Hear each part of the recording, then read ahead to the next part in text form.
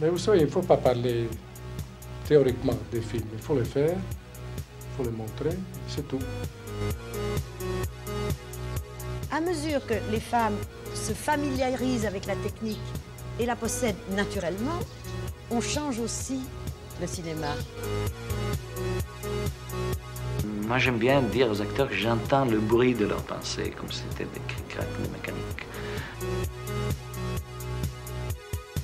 Oui, je crois que de toute façon, il est difficile à notre époque de ne pas être influencé par le cinéma. Bonjour et bienvenue dans Cinésphère, l'émission qui réunit les copains autour du cinéma.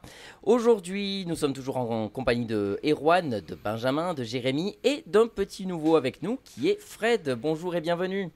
Bonjour, merci de me Bonjour recevoir, à c'est très aimable. tous. Bonjour tout le monde.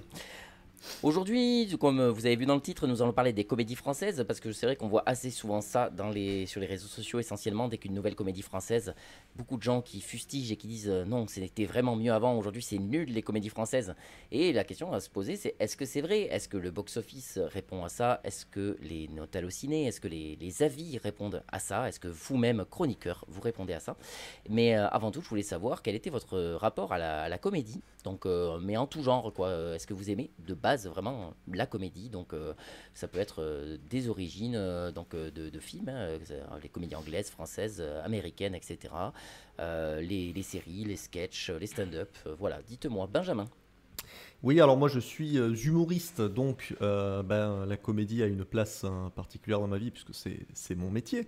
Et même, même si je ne suis pas que humoriste, puisque je suis comédien aussi, mais même quand je joue actuellement dans des pièces qui sont des comédies aussi.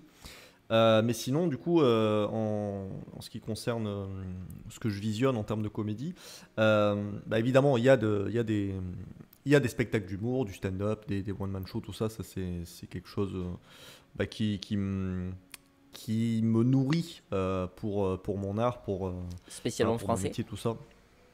Où tu regardes un peu tout, même la comédie, Surtout. le stand-up américain. Mais c'est vrai que maintenant, avec les plateformes de streaming, c'est quelque chose qui est de plus en plus accessible et facile à regarder. Donc, il m'arrive de regarder du stand-up américain ou écossais, notamment, parce que j'ai revu il n'y a pas longtemps le spectacle de Daniel Sloss.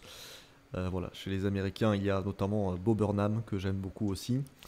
Et après, sinon, pour ce qui est des films, j'en consomme aussi, même si c'est pas forcément la comédie n'est pas forcément mon style de prédilection, mon style préféré. Mais voilà, après, je sais pas si j'ai forcément une préférence entre les comédies françaises ou les comédies américaines, sachant que je pense il y a du bon et du mauvais dans les deux. Mais voilà, notamment là, on a parlé le dernier trois films, je sais pas si c'est le dernier ou l'avant-dernier, c'est l'avant-dernier, il me semble. Où on a parlé des teen movies, on a notamment parlé d'une très bonne comédie qui nous a fait rire tous les trois, donc Michael et Guillaume et moi. Voilà, donc super grave qui nous a fait bien marrer. C'est une comédie américaine? Super Je grave, demande ça oui. parce que comme il y a, oui d'accord, ok, comme il y a Michael Cera dedans et que je sais il est anglais, non? Ah oui, non, non. Mais Michael oui, Cera, non, je oui. crois qu'il est canadien à la base, Ah me oui, ok. semble-t-il. Oui, oui, tu as raison. Et Tu as non, raison, non, mais c'est ça. c'est Oui, c'est un américain, film américain, effectivement. ouais. Ok. Je sais pas Voilà. pourquoi l'humour qu'il y a dedans, je voyais une comédie anglaise, moi, tu Ah vois. non, Ok, non, non, non. pas du tout. Moi, pour ma part, je vais enchaîner. C'est vrai que la comédie, c'est pareil, c'est quelque chose que j'aime beaucoup. J'ai aussi grandi pas mal avec pareil, tout ce qui passait à la télé, parce que mes parents me laissaient beaucoup dans la télé, donc je voyais quand même pas mal des films de Louis de Funès, etc. Donc c'est le genre de choses que j'ai vu beaucoup quand j'étais petit et que je regardais, qui me faisait rire et qui en grandissant, plus je grandissais et que je revoyais ces films et je me disais c'est plus trop ma cam en fait. Après c'est vrai que j'avais plus, je m'étais plus arrêté sur le Splendide, etc. Là je trouvais que c'était des comédies très drôles, Les Visiteurs, etc. On va reparler de tout ça, mais vraiment là j'avais vraiment mes grosses références et en vieillissant je suis plus tombé sur les comédies par exemple de Francis Weber qui me fascinent toujours autant. Aujourd'hui je suis un énorme aficionados de son cinéma à lui parce que je trouve qu'il a un art du montage assez bon. Et après sinon au niveau des sketchs, moi je suis moins stand-up, je suis moins spectacle. Alors c'est vrai qu'ici je suis un peu la brebis galeuse parce que sur 5 je suis le seul qui n'est pas dans ce monde. Mais c'est vrai que donc du coup j'en regarde un petit peu, j'aime ça, j'aime avec Benjamin par exemple, notre passion c'est d'analyser comment Fary fait rire et comment son style et à quel moment et quelles intonations font pour qu'il soit parfait et comment il faut ponctuer l'humour, quoi. Mais voilà, c'est pareil, je suis plus passionné par la comédie anglaise aussi. Parce que, par exemple, les films d'Edgar Wright, ces comédies qu'il a faites, et derrière ça aussi ses séries. Et puis j'aime beaucoup Ricky Gervais en humoriste anglais. Voilà, c'est vrai que la comédie anglaise est quelque chose qui me plaît énormément. Un côté un peu... j'ai l'impression qu'ils peuvent aller dans n'importe quel sujet et ça passe, en fait. Systématiquement, ça passe. Ils sont parfaits, en fait. Enfin, pour moi, ce sont des références. Je m'étais toujours dit que si un jour je me lançais dans l'humour, je pomperai tout sur les Anglais. Voilà. Fred. Oui, qu'est-ce qui se passe? Eh bien, c'est ton tour. Dis-nous, Voilà. quel est ton rapport à la comédie en tout genre? Ah ben moi j'ai un rapport très très particulier à la comédie parce que je suis acteur, je suis comédien et catalogué acteur comique. Et même si je resterai toute ma vie un obscur de province, ma foi, pour être acteur comique, il faut un minimum de vis comica et surtout une sacrée éducation. Donc j'ai été vraiment plongé dans la marmite quand j'étais petit et le cinéma comique français, surtout des années 30 à 80, m'a toujours fasciné parce qu'il est passé par tous ces états, le public est passé par tous ces états, lui aussi. La manière de consommer le cinéma aussi est passée par tous ces états en une cinquantaine d'années et il y a tellement de choses, enfin, des pires jusqu'aux meilleurs. Et aujourd'hui encore chez moi, c'est un navet tous les 3 chefs-d'œuvre, quel que soit le genre, y compris comique. Après, j'ai bien évidemment un grand amour pour le cinéma anglais, la comédie anglaise et la comédie italienne aussi, qu'il ne faut pas oublier, parce qu'elle est révélatrice de toute une époque où la télévision ne subventionnait pas le cinéma, et où pour le coup il y avait une liberté, tant dans le talent que dans la médiocrité, beaucoup plus grande. Voilà. Et après au théâtre, bien évidemment, la comédie et le one-man show, même si je ne suis pas humoriste, c'est un métier que j'aime beaucoup, que je respecte profondément, d'autant plus que je ne saurais jamais le faire. Mais moi, les humoristes que j'aime, ce sont mes proches. Voilà. Parce qu'avant d'ouvrir un café-théâtre, je n'en connaissais pas. Et pour le coup, on pourrait presque dire que des gens comme Ben Burch ou Jérémy Léger font partie de mes humoristes préférés. Et Erwan Nakache, de mes auteurs préférés. Alors, juste, on va rebondir dessus vite fait, mais la comédie italienne, c'est... mais il y a un joli bedon pour qu'on puisse rebondir dessus. Non, mais pour ce qui est de la comédie italienne que je ne connais absolument pas, tu as des exemples? Là, c'est vrai que tu me dis comédie italienne, je me dis... alors vraiment, la comédie italienne elle a la particularité d'avoir suivi un même cursus que la comédie française. C'était un cinéma de consommation. Et ce qu'on appelait à l'époque, et aux belles années du cinéma italien comme en France, c'était le cinéma du samedi soir. Et dans toutes les petites villes comme les grandes ou les petits villages, c'était la seule attraction. Donc il fallait produire et encore produire. Et pour le coup, le cinéma français, le cinéma italien ont vraiment marché main dans la main pour produire, comme je le disais, autant de chefs-d'œuvre que des merdes interstellaires, hein, véritablement, mais qui servaient justement à cette consommation très ponctuelle, très populaire. Il fallait sortir, c'était une fête. Et au-delà de certains réalisateurs, même si peut-être on pourrait dire que le cinéma italien davantage brillait pour ses drames et ses mélodrames, mais on avait cette même habitude profondément européenne de consommation entre la France et l'Italie. Alors que les Anglais ont toujours eu quelque chose d'un petit peu plus raffiné. Bon, comme toujours, hein, pas seulement à l'heure du thé, mais y compris au cinéma. Très bien. Erwan? Eh ben, malgré tout, moi aussi je suis comédien. Je ne suis pas que encore qu'auteur. Non, j'ai dit humoriste tout à l'heure. Hein, j'ai dit humoriste. Non, mais tout à fait. Ni toi ni moi ne sommes humoristes, mais tu es un merveilleux comédien. Oui. Tout à fait. Et du coup, ce que mes camarades n'ont sûrement pas dit par pudeur, c'est qu'en plus de jouer dans de la comédie, on en écrit. Et du coup, c'est vrai que du coup, la comédie a quelque chose même, pas de sacré, mais presque un travail pour voir les petites choses derrière la comédie. Et moi, mon rapport avec la comédie, en fait, c'est comment dire, assez découpé de manière de vie. Je veux dire, les comédies françaises vont plus être en rapport avec l'enfance, avec la famille, parce que c'est là où on va découvrir la Grande Vadrouille le samedi soir, le Père Noël est une ordure, tout ça pendant les vacances. Alors que les vraies comédies que j'ai que je suis allé chercher, que j'ai voulu découvrir, c'est par exemple les comédies anglo-saxonnes, qui sont assez drôles, enfin qui sont très drôles, ça dépend encore une fois, mais voilà, les comédies anglo-saxonnes, on parlait de Sigmund Ped et Nick Frost pour la trilogie Cornetto, mais enfin voilà, et une autre partie de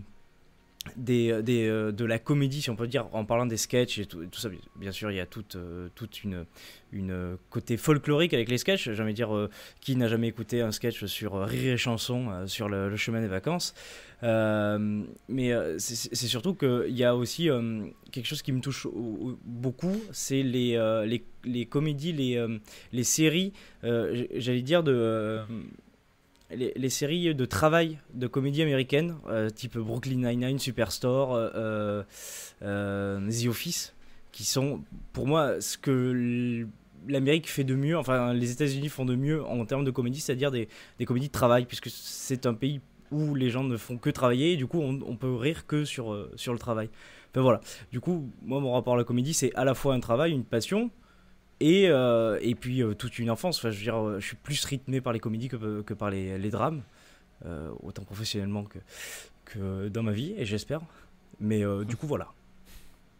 Ça, je rebondis sur The Office, alors, ce qui est marrant, c'est que c'est vrai que la série américaine a vachement plus contribué, au paysage culturel, alors que à la base c'est une série anglaise qui a été créée justement par Ricky Gervais, et moi je préfère la version anglaise d'ailleurs, mais je comprends pourquoi, parce que comme tu dis, c'est tellement une comédie, tellement une comédie ancrée dans le travail, etc. Et les Américains, en s'appropriant ça, ont réussi à lancer la série sur un tout autre niveau, quoi, que n'avait pas réussi à faire Ricky Gervais. Même si, encore une fois, voilà, moi c'est mon goût personnel, on va repartir sur l'objectivité et la subjectivité. Mon goût personnel, je préfère la version anglaise, mais je trouve que subjectivement, évidemment, la version américaine a un tout autre niveau. Jérémy. Après, on sait tous que Steve Carell, que Ricky Gervais ne fait pas le poids face à Steve Carell, mais ça, c'est encore autre chose. Va crever. Ouais, d'accord. Voilà. Oui, Fred. Oui, non, juste une petite parenthèse. Bon, déjà, pour rassurer Erwan, je fais vraiment le distinguo entre humoriste et comédien, et Erwan est un comédien tout à fait remarquable. Et il a posé le doigt, Erwan, sur quelque chose de très intéressant. Je parlais de Marmite tout à l'heure, mais en dehors de ses conquêtes féminines. Je parlais de Marmite, mais Erwan a véritablement parlé de Madeleine de Proust. Et effectivement, on ne vient pas de nulle part. Et pour le coup, quand on est élevé à grands coups de comédie, je pense qu'on a une propension plus facile, voilà, à devenir acteur comique, humoriste ou auteur comique. Et ça rappelle beaucoup de choses de l'enfance. Donc je souligne la Madeleine d'Erwan que nous aimons tant l'auteur que sa Madeleine. Jérémy. Alors, moi je suis également humoriste, donc je regarde aussi beaucoup de spectacles d'humour, que ce soit étranger ou français. Bon, plus français forcément parce que j'ai grandi avec, mais par exemple, Benjamin a cité Bo Burnham, qui est un de mes humoristes préférés. Donc ça c'est vraiment... C'est toi qui me l'as fait découvrir d'ailleurs. Voilà, c'est parce que je regarde des contenus de qualité. Et non, voilà, après comédie, j'ai eu forcément l'adolescence qui est passée beaucoup par les comédies américaines, donc avec les teen movies, tout ça. Ça c'est assez inégal. Il y a des choses qui arrivent à me faire rire, comme les American Pie, tout ça, et puis d'autres qui sont un peu trop potaches, où c'est par vraiment les Américains, quand ils partent des fois dans... C'est assez particulier, quoi. Ils peuvent avoir un humour très pipi caca qui peut être un peu trop lourd. Et pour les comédies françaises, c'est un peu pareil, c'est-à-dire que je consomme beaucoup de comédies françaises. Il y a des très bonnes choses. Tu citais Weber, tout ça, et effectivement, on a eu plein de très bons trucs. Mais il y a aussi, on va sûrement en reparler plus tard, mais des comédies actuelles qui sont assez catastrophiques, je trouve. Et voilà, ça, c'est un peu mon rapport. J'aime beaucoup, mais ça dépend, quoi. Je rebondis juste pour clôturer, parce que ça me chagrine de ne pas l'avoir cité, mais je suis un grand fan de Jim Carrey, donc forcément, voilà, quand on parle de comédie, ça a été pendant longtemps un de mes acteurs préférés, donc forcément j'ai beaucoup consommé ce genre de comédie à la Jim Carrey, qui est un des plus grands acteurs comiques de sa génération.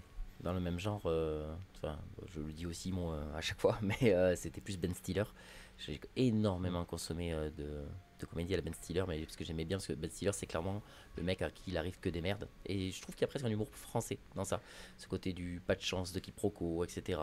C'est quelque chose qui me... Après, les Ben, les Ben sont très drôles de manière générale. Oui, je confirme. Je disais, moi, ça serait plus Robin Williams chez les Américains. Ouais, qui Robin serait Williams, plus, il est dans un entre-deux quand même. Ouais, c'est j'aime un ce truc côté-là, touchant justement. et drôle en même temps. J'aime ce côté-là que ce Oui, soit c'est pas ça, juste drôle. Oui, Robin Williams, on est vraiment dans la comédie dramatique, mais vraiment Ouais, à 50-50. quoi. C'est assez- autant dramatique que C'est assez drôle. ce que j'aime, moi. donc, Exactement. On a fait un clown triste, enfin, presque pathétique. Et d'ailleurs, même quand on parlait de Chaudron ou de Madeleine, ça l'a même tué, ce pauvre homme. Et après, on parle surtout de ces films parce que ces stand-up à Robin Williams sont hilarants. Enfin, c'est quelqu'un qui, avec une écharpe, pouvait faire 10 personnages. Alors, le truc, c'est que j'ai jamais vu un spectacle de Robin Williams. J'aime beaucoup les films dans lesquels il a joué, mais je n'ai jamais vu ses spectacles, donc il faudrait peut-être que je les mette. Après, il y a aussi un autre, je viens d'y penser là comme ça, Jérémy, mais un autre cinéma d'un autre pays qu'on a à travers un seul réalisateur, hein, mais c'est la comédie chinoise avec Stephen Chow. Stephen Chow, ouais. C'est vrai que. Mais qu'après, mais après, très, on très connaît trois influencé films par le côté américain, je trouve. Ouais, c'est-à-dire qu'à part Crazy Kung Fu, oui, c'est ça, à Shaolin Soccer, et après C17 qui est un peu moins comique, j'ai l'impression. Après, voilà, c'est surtout ces deux-là qui, pour le coup, étaient très cultes pour nous. Et qui sont voilà, et qui encore aujourd'hui je prends toujours du plaisir très à les influencé par les cartoons de Tex Avery, etc. Donc surtout Crazy Kung Fu. Ouais. Je vous ai tous envoyé un petit document avec un box-office français donc, qui recense les 50 plus grosses sorties au niveau du box-office français. J'ai pour chacune de ces sorties qui sont dans l'ordre de là où il y a eu le plus d'entrées à celui où il y a eu le moins d'entrées. Et pour chacun de ces films, j'ai sorti la note hallucinée des spectateurs pour à peu près avoir une tendance de ce que pensent les gens de ces films-là. Ça commence par exemple avec le plus gros succès qui est Bienvenue chez les Ch'tis, avec 3,1, je veux dire juste le trio de tête. Intouchable avec 4,4 sur 5, hein, ce qui est énorme. Et La Grande Vadrouille avec 4,3. Sur 5. Donc déjà ce sont des choses qui, à part Bienvenue chez Ch'ti, mais encore il a quand même bien au-dessus de la moyenne, nous sommes quand même sur un trio tête qui n'a pas volé son palmarès, hein, parce que ok ils ont un énorme succès au box-office, mais en plus ce sont des bons succès critiques, parce qu'en quatrième il y a aussi quand même Astérix Mission Cléopâtre qui est avec 4,1 sur 5. Et j'ai fait donc une petite tendance de tous ces box-office, de ces sorties au box-office, et on peut remarquer que les nombres de succès par décennie, sur 50, il y en a quand même 15 qui sont dans ce top, qui sont des années 50-60. J'ai mis ensemble parce qu'il n'y en avait pas assez dans les années 50. Nous en avons 8 dans les années 70, 4 dans les années 80, 8 dans les années 90, 8 dans les années 2000 et 7 dans les années 2010. Ce qui fait que, en gros, les années 60 ont le double des autres décennies, quoi. C'est assez flagrant à quel point la comédie française donnait plus envie aux gens, en tout cas, d'aller voir les films à l'époque. Puis je me suis posé la question, j'ai fait des notes moyennes à travers tout ça, par décennie aussi, parce que en me demandant, est-ce que c'est seulement juste de grosses sorties, de grosses entrées, pardon, et beaucoup de monde sont allés les voir, ou est-ce que en plus c'est un succès critique? Et oui, clairement c'est un succès critique, parce que la meilleure moyenne, en note moyenne, c'est les années 50-60, qui est à 3,5 sur 5 en moyenne. Après les années 70, 3,2, les années 80, 3,4, les années 90, 2,8, les années 2000, 2,4, on n'est même plus à la moyenne dans les années 2000, et les années 2010, 3. Donc nous commençons à réaugmenter dans les années 2010. Et justement, avec tous ces chiffres, donc j'ai sorti plusieurs tendances que je vous ai marquées. Qu'est-ce que ça vous évoque tout ça? Est-ce que déjà, personnellement, on va partir déjà d'un titre personnel avant d'évoquer tout ça. Vous avez une préférence de décennie? Est-ce que vous êtes du genre, justement, on va aller dans la question, à trouver que les comédies françaises, c'était mieux avant? Fred. La réponse est oui. Ah bah vas-y, étoffe ton propos. Je dois développer, très bien. Ah oui, développe. Bonne soirée. Non, non mais déjà, je rebondis sympathiquement. La notion de critique m'a toujours paru extrêmement abstraite, surtout que là, au moins, elle a l'avantage d'être, si je ne m'abuse, voilà, ce sont des notes de spectateurs, hein, pour le coup. Donc les plus légitimes à donner leur avis. Mais après, bon, un spectateur, hein, selon ce qu'il a bouffé, s'il est allé aux toilettes ou pas, etc., on peut vraiment appréhender un film de manière différente selon les heures de la journée, selon sa femme, selon son mari, etc., etc. Donc ça reste quand même très, très, très objectif. Les années 60 et 70 que je préfère le plus, même si j'ai beaucoup d'affection pour les autres aussi, ont cet avantage qu'elles étaient quand même bercées par quelques stars, quelques vedettes. Et le fait est qu'aujourd'hui, il n'y a plus de vedettes. Il n'y a plus de stars du tout, ça n'existe plus. C'est de la consommation rapide, de la restauration rapide, et rapidement, du coup, un homme, une femme, malgré tout leur talent de comédien ou de comédienne, fonctionnent mais sont très rapidement oubliés. Alors qu'à l'époque, à une époque d'ailleurs où, encore une fois, anecdotique ce que je dis là, mais une époque où la télévision ne produisait pas le cinéma. Une époque où le cinéma se produisait tout seul. Pourquoi ? Parce qu'il y avait ces vedettes, et ces vedettes-là arrivaient à nourrir ce cinéma, et ce cinéma, une fois nourri, arrivait à produire des choses très différentes. De la comédie, pas de la comédie qualitative, certaines pas. Par exemple, au début des années 70, nous n'aurions jamais eu, enfin dans la première moitié du moins, la 7e compagnie, si derrière le cinéma de Funès, Delon ou Belmondo ne tournait pas suffisamment pour pouvoir générer ce genre de production au sein de la Gaumont. Même si Robert Lamoureux était quelqu'un de très connu, mais qui n'avait pas tourné depuis très longtemps.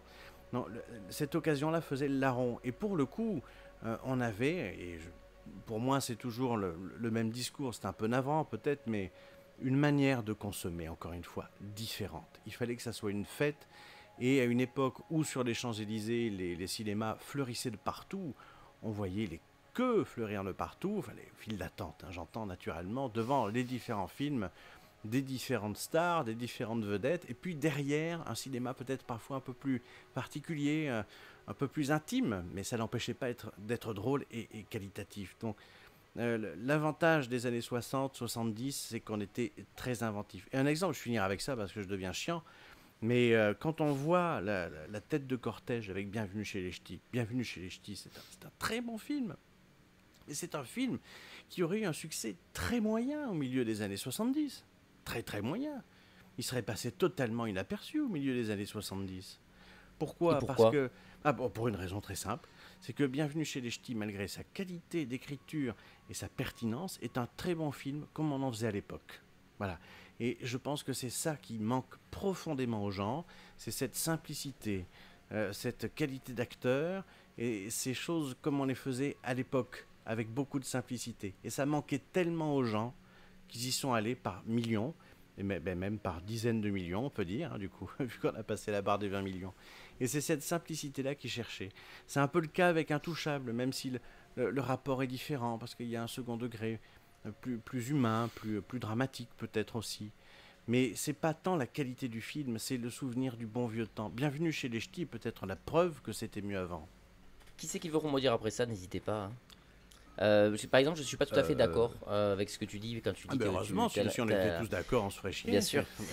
C'est quand tu dis qu'il y a maintenant les comédiens sont oubliables. Je trouve pas. Je pense que alors je consomme pas des masses de trucs, mais en ce moment quand même, je pense qu'il y a des comédiens qui reviennent tout le temps. Je pense là, je sais pas pourquoi c'est lui qui me vient à l'esprit, mais je pense à Jérôme Commandeur ou à Vincent De Dienne qu'on revoit dans énormément de comédies ces derniers temps.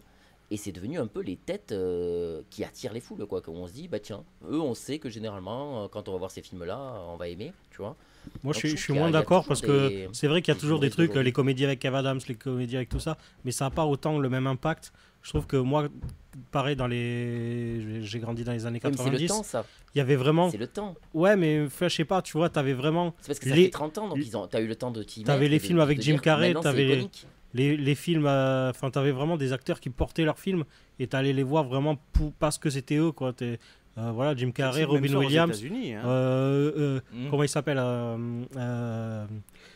Eddie Murphy, tout ça, c'est vraiment des mecs qui portaient des films à eux tout seuls, quoi. Et je trouve que c'est moins le cas aujourd'hui. C'est plus des mecs qui ont vraiment une patte à eux et où on y va pour ce personnage-là. Et Mais alors du coup, là je te coupe sur ce que tu disais, là, les personnages. Mais alors il y a un personnage moi qui me vient mais de suite à l'esprit, un acteur que tout le monde connaît. On va voir ses comédies, il joue toujours le même rôle. Hein, c'est Christian Clavier. Quelque part, Christian Clavier, il y a le film de Christian Clavier chaque année. Il a perdu un petit peu de... Il en a fait partie. Mais aujourd'hui, Christian Clavier, il est un peu ringard. Même si c'est toujours un bon... Enfin, ça marche. C'est toujours un bon comédien. Regarde les comédies. Ah non, mais... Je veux dire, qu'est-ce qu'on a fait au Bon Dieu 3 il est dans le top 10, je crois. Non. Si, qu'est-ce qu'on a fait au Bon Dieu, voilà, il est 7ème ou 8ème. Oui, mais c'est pas des mecs qui ont popé hier. C'est quand même, il a un nom dans le milieu. C'est quand même un... Voilà. C'est un mec... Tout le monde a raison et tout le monde a tort pour le coup. Parce qu'effectivement, Clavier, ça date du milieu des années 70 aussi. Et pour le coup, c'est un des derniers noms qui reste encore. Donc, oui, c'est vrai, du coup, Erwan a raison. À l'époque, il jouait pas toujours le même rôle comme il joue aujourd'hui. Aujourd'hui, il s'est vraiment créé son personnage. Il a changé de personnage, mais il avait déjà son personnage. Il joue toujours de la même manière. Par contre, maintenant, il a changé. De droite, hyper, hyper social, avant, c'était comédie hyper sociale et tout. C'est surtout aujourd'hui, quoi. Avant, c'était plus les petits nerveux, tu vois, qui parlaient comme ça. Tu vois, mais maintenant, il le fait plus trop, ça.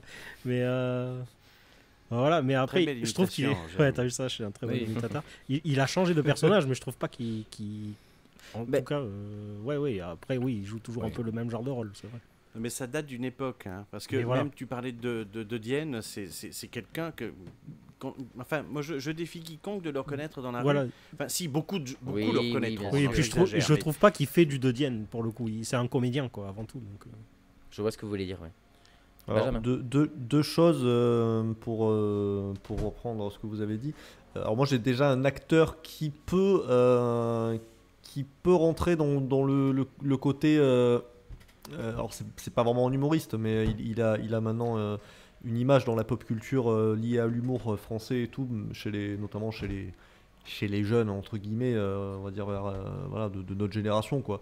Mais c'est Jonathan Cohen qui a quand même ce truc où... alors, j'ai l'impression que ça se calme un peu, bon, même si en même temps je dis ça, mais le dernier film que j'ai vu au cinéma, c'était avec lui, donc Ma mère, Dieu et Sylvie Vartan. Et du coup, il a quand même un personnage assez marqué, Jonathan Cohen. Et là, je pense que c'est encore un nom qui fait que actuellement, on va voir un film avec Jonathan Cohen pour voir Jonathan Cohen. Je dis pas que ça existe plus du tout. Je dis juste qu'il y avait plus ce truc-là dans les années 90 où vraiment t'allais voir le film de... tu vois, Eddie Murphy, il y en a des centaines des films avec lui. Schwarzenegger, c'est pareil. Tu vois, c'est des mecs, tu te disais, j'allais voir le film avec lui, quoi. Et je trouve qu'il y a moins ça aujourd'hui. Mais je suis d'accord, hein, après c'est juste que là ça... Mais au-delà de parler de ça, parce que là c'est vrai qu'on parle, donc c'est vrai que je suis assez d'accord. Je vois ce que vous voulez dire, je veux dire vos arguments me convainquent pas mal. Mais au-delà de parler du fait qu'à l'époque justement il y avait des acteurs marquants, et le fait qu'on allait voir beaucoup aussi un film par rapport à son comédien, etc. Et aujourd'hui...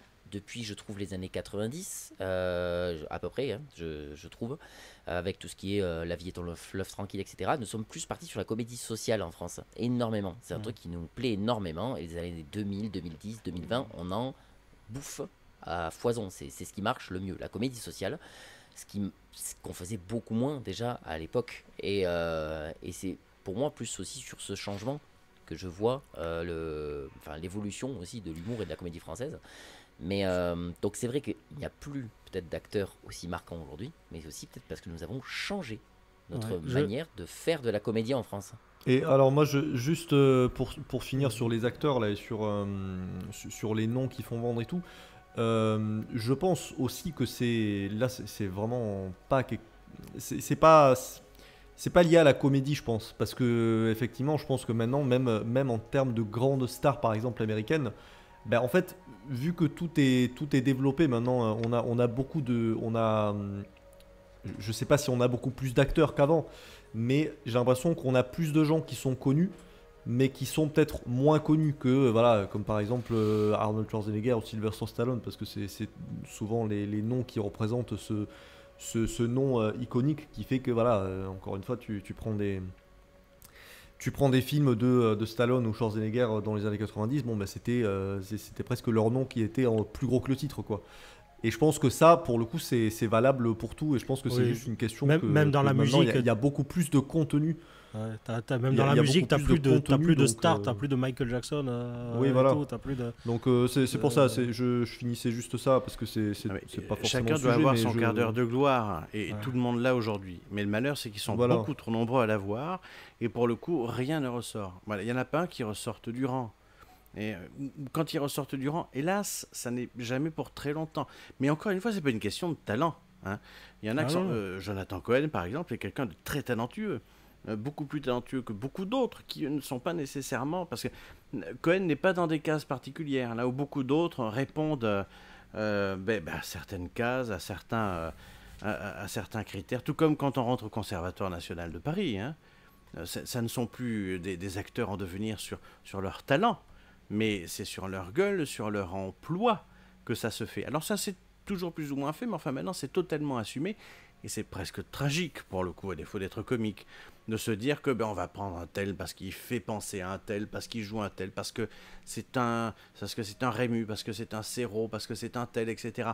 Mais quelle tristesse de devoir comme ça, mais ad vitam aeternam, ressembler aux autres sans avoir à ce point-là de personnalité. Et les personnalités nous ont sans doute échappé. Et ça, en revanche, c'est peut-être aussi une question de talent. Voilà. Mais du cinéma social, il y en a toujours eu. Par rapport même à ce que disait Erwan tout à l'heure avec Christian Clavier, c'est le comique de droite. De Funès, c'était le comique de droite. C'était le patron. Et pour le coup, il faisait beaucoup rire à la fois les patrons et les ouvriers. Parce que il avait ce côté comique de droite, acteur comique de droite, et ça faisait rire tout le monde. Mais c'était déjà de la comédie sociale en soi. Quand Christian Clavier joue avec talent avec ses camarades, aussi bien dans le Père Noël que dans Les Bronzés, c'est de la comédie sociale qui est faite avec talent.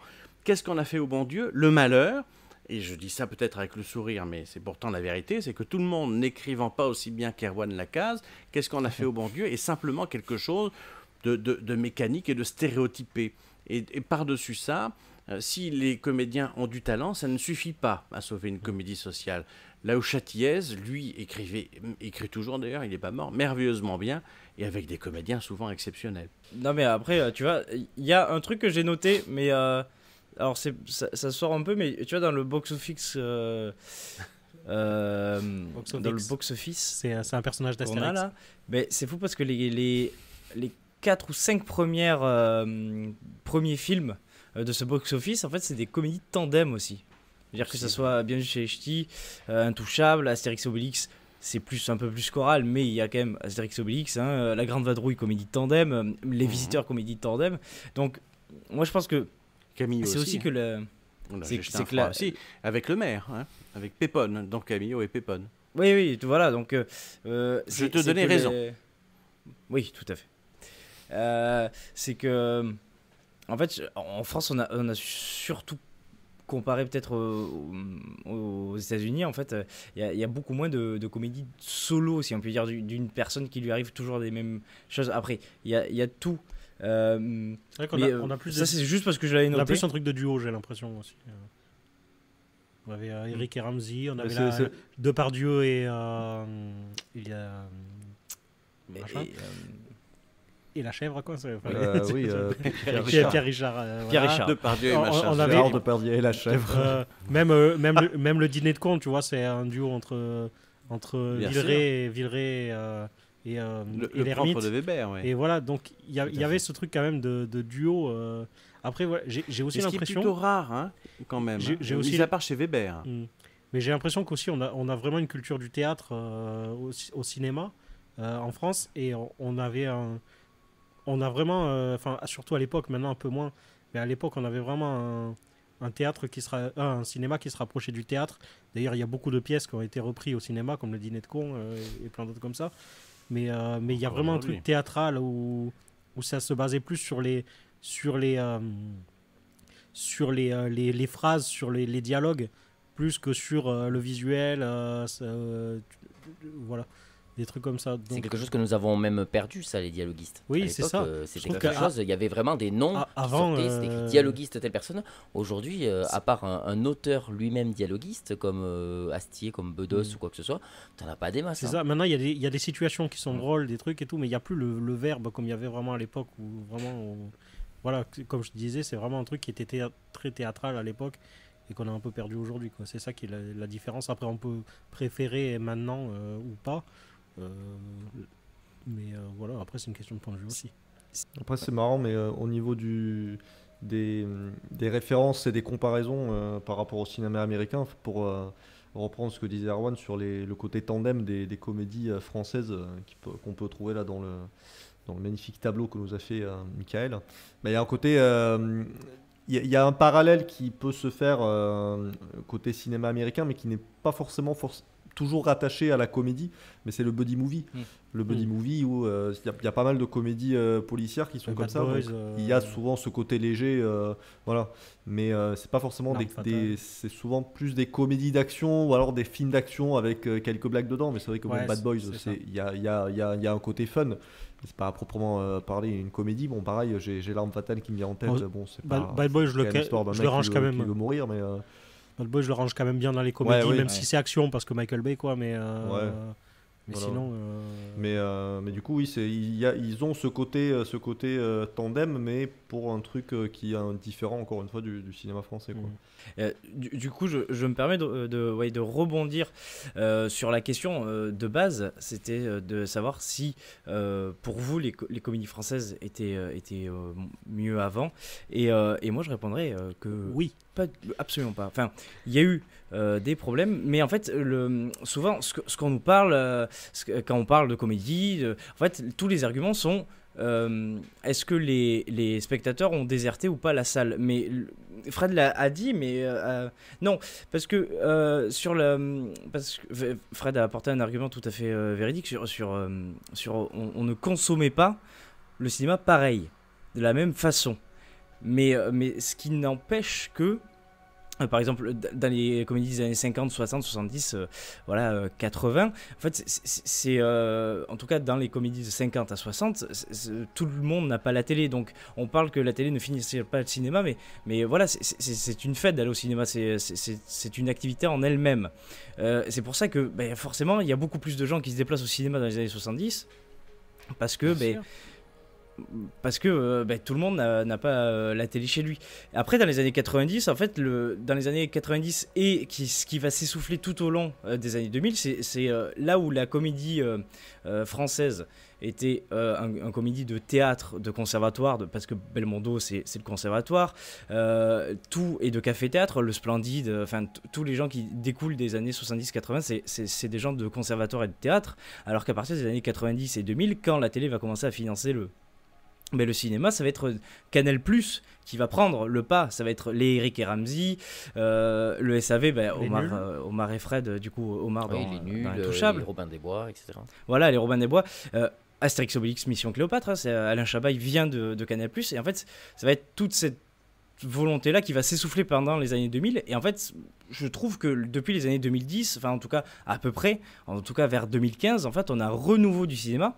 Parce qu'en fait, on a plein de gens des comédies françaises qui ne viennent pas de Canal+, dans cette truc d'être essoufflé parce qu'après quand Canal+ a fait ça, il y a eu TF1, il y a eu France 2 qui a essayé de faire leur propre film.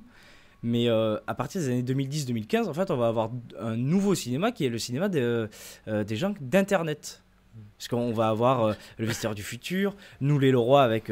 Il y a Lachaud qui marche pas mal en comédie. Ils dureront pas longtemps, pour le coup. Mais là, le problème, c'est que c'est une question que nous ne pourrons régler que dans 10 ans. Oui, c'est évident. Mais tu regardes, si tu parles, je ne sais plus qui parlait du Splendide tout à l'heure, on en parle 50 ans après, certains n'en parlent plus. Bon, finalement, de qui parle-t-on encore? Voilà. Un acteur social, c'est plutôt rigolo. Mais enfin, d'un comédien qui fait des comédies sociales, qui fait vraiment du divertissement. C'est un peu comme à l'époque en musique, tu sais, on a l'impression qu'il n'y avait que Bach ou Vivaldi ou Mozart ou Beethoven, etc. Mais il y en avait des dizaines, ils étaient par pelletés. sans Oui, mais compter tu ceux vois, par qui exemple, chantaient Mozart, dans on la l'a rue. redécouvert. Il est mort Mais- complètement disparu. Donc, Oui, alors Vivaldi davantage pour le coup. Oui, Mais donc- c'est pour dire qu'il y avait des tas de gens dans la rue qui bossaient, qui avaient du succès, mais qui ne sont pas passés à la postérité. Donc Mais ça- au bout d'un moment, la question du talent se pose aussi. C'est-à-dire que ton raisonnement est très bon, Erwan Lacaze, comme tout le reste. Mais la question se pose également du talent.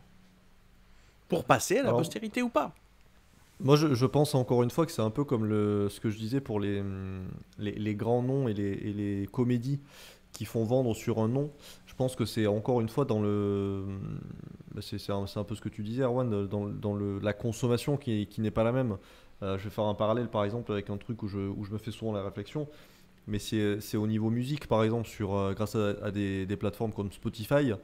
Bon, mais avant, moi je sais que mon premier album, c'était un album de Sum 41, je sais plus lequel, mais bref. Bon, ben voilà, j'ai acheté cet album, je l'ai saigné, je l'écoutais en boucle et j'écoutais que cet album pendant presque des années.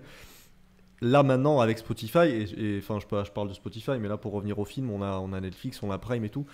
Tu regardes un film et en fait on a tellement de trucs, Alors, on a consomme tellement beaucoup de plus. contenu parce que c'est un peu le malheur de cette époque. Je sais pas si on peut dire le malheur, mais bon c'est toujours pareil, c'est bien et pas bien.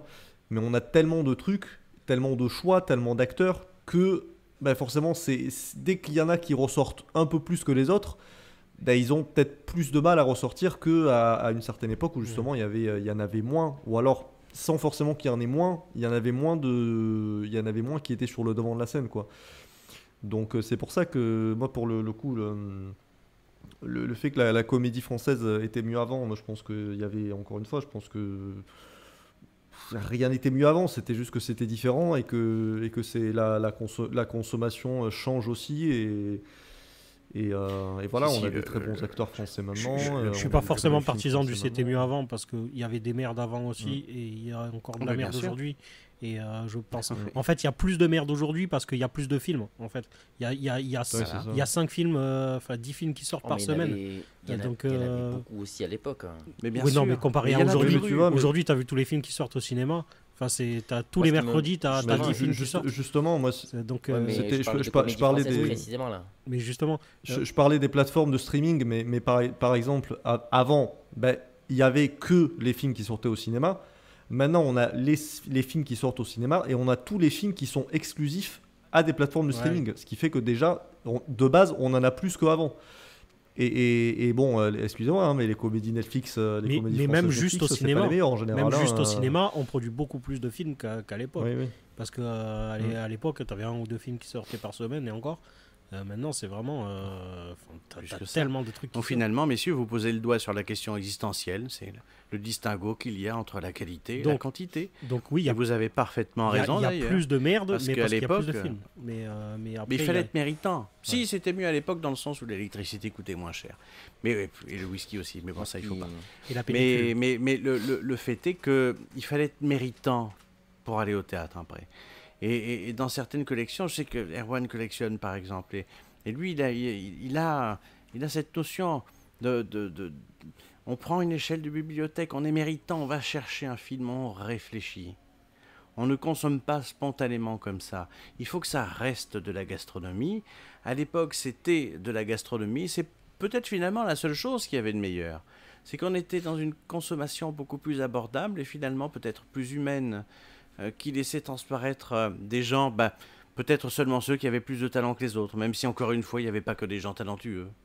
Et il y a aussi, à contrario, des gens talentueux. Qui se souvient aujourd'hui de Pierre Blanchard ou de Saturnin Fabre, qui étaient des acteurs comiques tout à fait remarquables, qui ont une carrière que je n'aurai jamais, mais qui sont totalement tombés dans l'oubli maintenant.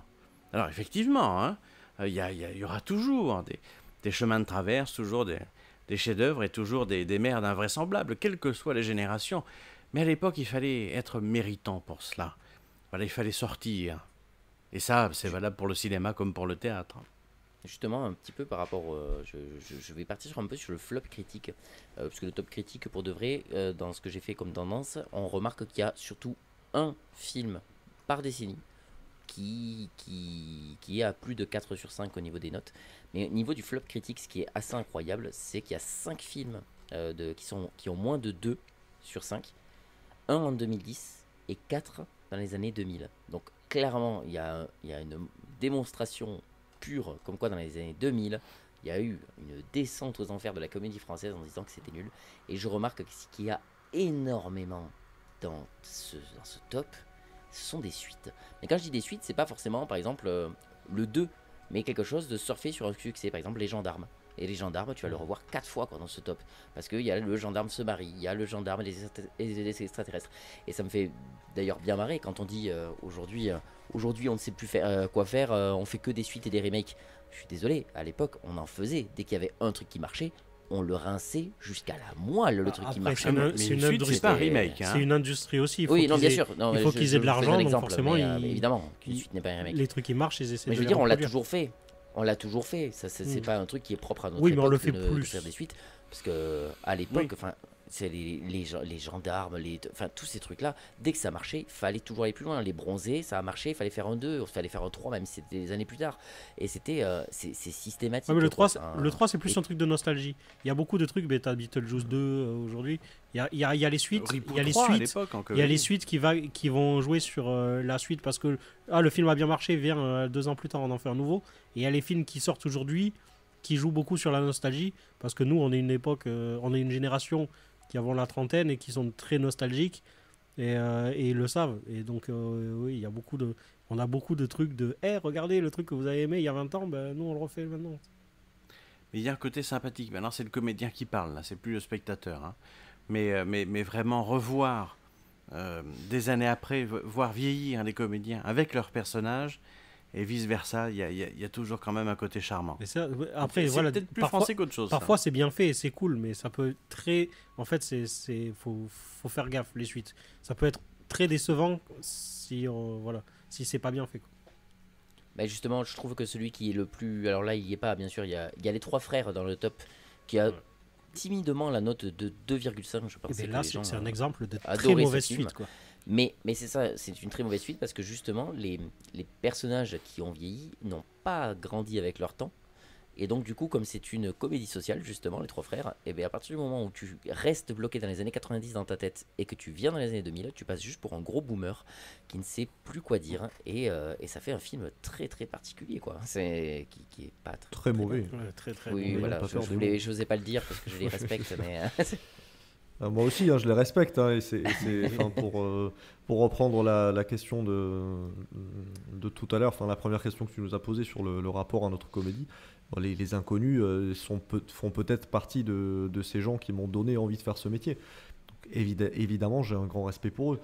Mais voilà, ils sont aussi, je pense, ils sont symptomatiques d'une époque et que voilà, évidemment, là ils montrent que s'ils font la même chose qu'ils faisaient quand ils avaient 30 ans, mais alors qu'ils en ont, je sais pas, ils ont 60 ans peut-être avec 50 passés, bref. Non, ouais, ils avaient 45, 50.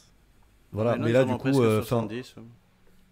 ouais, mais du coup, oui, après, ils essayent de faire la suite des 3 frères, mais sans trop changer et sans trop s'adapter. Ça donne quelque chose de très moyen, alors que le premier était génial, quoi. Et c'est peut-être un des films que j'ai les plus vus en boucle à l'époque. Donc. D'accord, ok. Non, très objectivement. Je suis du genre, donc je l'ai laissé sous-entendre tout à l'heure et je vais rentrer aussi dans l'art maintenant. Les films de Louis de Funès, on va partir chez ce bonhomme. Parce qu'il y a quelques films encore. Alors je sais que Benjamin a vu très récemment le film Joe chez Fred. Et Joe fait partie de ces films que j'ai bien aimé. Je l'ai découvert sur le tard parce que je savais que c'était un des films préférés d'Alexandre Astier. Et comme je le porte au nu comme le dieu vivant sur Terre, je me suis dit, faudrait que je regarde ce film au point qu'il a dédié quand même la dernière saison de Kaamelott à ce film en mettant la musique de ce film dans Kaamelott. Donc je me suis dit, il faut vraiment que je regarde ce film. Et quand je l'ai vu, c'est vrai que j'avais découvert un film qui est vraiment plutôt plaisant et surtout qui m'avait un peu rabiboché avec... et non pas Rabbi Jacob. Et bien justement, j'allais faire après la vanne, mais oui, qui m'avait rabiboché avec De Funès, parce que j'avais cette sensation qu'aujourd'hui, je le voyais en me disant, mais j'aime pas du tout, je trouve ça bête. Alors j'aime le personnage, mais je trouve que les 3/4 des films dans lesquels il joue, ils sont stupides et pas si drôles que ça. Alors, c'est mon avis, je suis véhément, et je voulais savoir ce que vous en pensez, vous par exemple, vraiment, là je prends Louis de Funès. Est-ce que c'était si bien que ça? Et si oui, est-ce qu'il y a eu pas une perte de vitesse avec Louis de Funès à un moment, de le faire jouer toujours la même chose? Et parce que il y a quand même, on va dire, est-ce qu'il n'y a pas un genre de 50-50, et j'ai presque envie de dire de 25-75, où il a des bons films et beaucoup de films médiocres, quoi. Allez. Alors là, Non, vous que avez j'ai pas lancé vu, mais le truc pour s'énerver, mais Fred a fait un mini AVC là. On va finir par Fred. C'est ça, on va peut-être laisser Il parler vaut mieux Fred. pas commencer par moi parce que j'en ai pour 1 heure. Non, mais après, moi, je suis un adepte de la contradiction, donc je ne serai jamais contrarié. Mais vous voulez que je commence? Non, mais peut-être que Fred, tu peux commencer et on rebondira Et puis sur toi. on le encore une démontrera fois, après. On dit beaucoup ce soir. Mais on parlait tout à l'heure oui, c'est vrai qu'on ne cesse de rebondir. Hein, quelle santé. Une véritable équipe de sportifs. Il y a des acteurs et il y a des comiques qui ne vieillissent pas. Et on a eu la chance au XXe siècle, quelle que soit l'époque d'ailleurs, entre Charlie Chaplin, Buster Keaton, Harold Lloyd, pourquoi pas aussi d'ailleurs Laurel et Hardy. Et je pense que De Funès en fait clairement partie. Pour une raison très simple, c'est que lui n'avait qu'une ambition, c'est de faire rire les petits et les grands. Donc quand on grandit, que l'on trouve certains films peut-être un peu puérils ou juvéniles, voilà, je ne sais pas quel mot employer, pourquoi pas, mais c'est quelqu'un effectivement qui est passé à la postérité pour 1000 raisons. Déjà pour son parcours, pour sa technicité qui est tout à fait exemplaire, ce qui fait que des gens comme Monsieur Astier, qui est quelqu'un que j'apprécie infiniment aussi, en parle. Alexandre Astier parle très régulièrement de Funès, et certainement c'est celui qui en parle le mieux aujourd'hui. Le fait que même pendant le confinement, c'était presque rigolo, c'est bien la seule chose qui m'a fait sourire d'ailleurs à cette époque, que l'on voit toutes les, comment on appelle ça, pas les chaînes, si les chaînes aussi, mais aussi les plateformes. Ben c'est parce que je suis vieux, enfin les Netflix et Oui, tout les le plateformes bazar. de streaming, oui. Merci beaucoup. Ressortir ces films avec un succès toujours égal et jamais inégalé, c'est symptomatique. Alors on aime ou on n'aime pas. Moi, il y a des humours, moi je préfère Laurel et Hardy à Buster Keaton, je préfère Charlie Chaplin à Harold Lloyd. Et pourtant, il ne s'agit pas d'humour français ou anglo-saxon, il y a de tout là-dedans. Donc, mais après, il y a des choses on ne peut pas passer au travers. Il a été symptomatique, il a été révélateur d'une génération. Une génération en France, sous De Gaulle, sous Pompidou, où il était urgent de se moquer des gens bien nés, des mondains, des patrons, et c'était très important pour lui. Et bien évidemment, dans une filmographie, c'est souvent inégal. On parlait de Suite tout à l'heure, je regardais dans la liste les Don Camillo, je pense que le petit monde de Don Camillo est très supérieur à Don Camillo Monseigneur, par exemple, même s'il il est très bon aussi. Mais De Funès qui tournait à l'époque ou qui jouait au cinéma, outre tout ce qu'il a apporté au cinéma, même d'un point de vue, on parlait tout à l'heure de Delon, de Belmondo et de Funès qui ont fait tourner le cinéma français pendant plusieurs décennies. Après, on aime ou on n'aime pas, mais effectivement, il fait partie des gens qui passent à la postérité et qui sont dans l'inconscient collectif pour toutes les générations. Voilà, j'arrête parce que sinon j'en ai pour 2 heures. Non. Mais après, je comprends qu'on n'aime pas. Hein. Moi, je suis encore une fois, ça serait quand même triste qu'on soit tout le temps d'accord sur tout. On se ferait chier. Alors je précise juste pour les auditeurs, mais si on a fait la blague et on a laissé parler Fred en premier, c'est faut souligner que c'est un grand fan de Louis de Funès, Fred. C'est donc, personnellement la seule personne que je connais qui a un t-shirt Louis de Funès. mais alors, à mon corps défendant, on m'a offert. Oui, je peux y aller. Je peux y aller. Non, j'ai pas de détestation envers Louis de Funès. C'est des films que j'ai beaucoup regardés quand j'étais petit et que j'appréciais. Il y en a qu'il faudrait que je revoie, que j'ai pas vu depuis très longtemps. Rabbi Jacob, tout ça, ça fait des années que je les ai pas vus. Les derniers films que j'ai vus, Rabbi Jacob. Les derniers films que j'ai vus avec Louis de Funès, même ceux que j'ai revus comme La Soupe aux choux ou quoi, je me suis dit c'est les grimaces et tout, ça m'a un peu saoulé. Mais après, il y a quand même des films que je pense que j'apprécierai toujours. Mais après, c'est au niveau du comique, par contre, c'est pas quelqu'un qui me touche particulièrement. Je me rappelle pas avoir vraiment ri à haute voix devant des films de Louis de Funès, comme ça peut m'arriver devant certaines comédies. Donc, c'est des films que j'apprécie, mais pas forcément pour leur comique, que j'apprécie pour l'ensemble du film, pour les acteurs, tout ça. Mais c'est pas. Après, c'est une question d'humour. Voilà, moi, c'est pas forcément l'humour qui me touche. Oui, moi c'est pareil. Ouais. J'ai jamais eu trop. C'est plus encore une fois, on est sur quelque chose.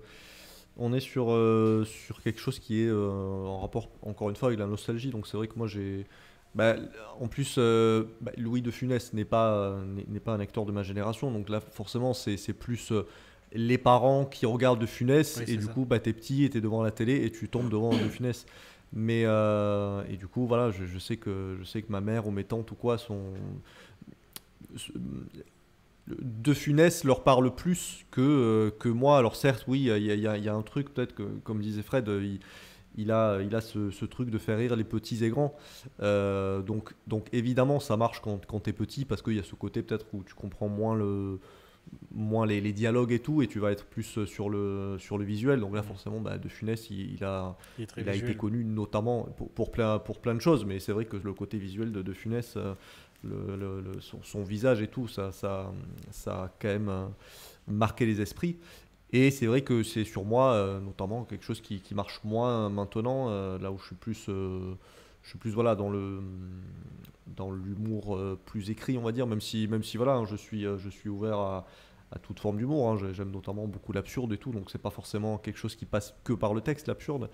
Mais voilà, tout ça pour dire que De Funès, oui, c'est compliqué parce qu'évidemment, comme dit Fred, encore une fois, on n'aime pas, mais bon, voilà, il faut noter qu'il il a eu son importance. Après, pour ce que tu disais, Mick, le fait qu'il ait, oui, peut-être beaucoup de films, évidemment, quand tu as une filmographie aussi épaisse que celle de Funès, bon, bah, je pense que c'est Là où je voulais en venir compliqué. dans ces trucs-là, j'avais l'impression que c'était plus, c'est devenu un truc, un objet de consommation Louis de Funès, comme ça l'est, comme vous compariez aux plateformes de podcast, super, aux plateformes de streaming, que nous consommons du film. J'avais l'impression que à un certain niveau, De Funès c'était devenu une consommation. C'était même, on s'en fichait que le film soit drôle ou pas. C'était, il y a De Funès, il faut le faire jouer dans un film. Oui, Lui, mais il a ça- son cachet, et on a un film avec De Funès, on se fait C'est des un entrées. peu Quoi. Jim Carrey, Eddie C'est- Murphy, c'est un peu tous ces C'est le trucs-là. sort de tout le monde. Hein. C'est le sort de tous les Ouais. comédiens. Tous les Comiques mecs, ou dramatiques qui fonctionnent. Hein. C'est Et vrai. tant mieux pour eux d'ailleurs. Et- C'est et, ce qui les fait vivre. Et puis, en tout cas, certes, au bout d'un moment, il y a ce côté consommation de Funès, mais en même temps, je veux dire, c'est comme si on disait, ah ben encore un film avec Pierre Ninet, il devrait arrêter sa carrière. Non, Et, mais non, quand même pas, je suis pas jusque-là. Non, mais enfin voilà. Mais ce que moi je trouve quand même assez impressionnant avec De Funès, qu'on retrouve assez rarement avec les autres comédiens, c'est que de la plus grande merde au plus petit succès, plus petit film d'auteur, au petit court-métrage, il y met la même rigueur. Et en fait, c'est un comédien qui ne se trahit jamais parce qu'il a toujours décidé d'être juste. Bah, je cite Astier, mais en fait, c'est vrai, je rigole moins depuis que je suis grand devant De Funès, parce que quand j'étais petit, je rigolais à De Funès. Et maintenant que je suis grand, je ne rigole pas de Funès, je regarde, j'admire De Funès, parce que pour la justesse de sa précision, pour le fait comment il amène une situation, comment il peut retourner une situation à son avantage, comment il arrive à, dans tous ses films, être le méchant, parce que enfin, je veux dire, ça reste un connard dans tous ses films, hein, essentiellement, ou pas un connard, mais enfin, je veux dire, c'est un il est anti-héros pas agréable, remarquable. Ouais. oui, mais il a quelque chose de sympathique. À la fin, on est sympa. Je dis, ah, mais il est sympa. Ah, il est raciste, mais il est sympa. Ah, il est avare, mais il est sympa. Et c'est ça qui est assez impressionnant avec De Funès. En fait, c'est un comédien qui t'apprend l'humilité.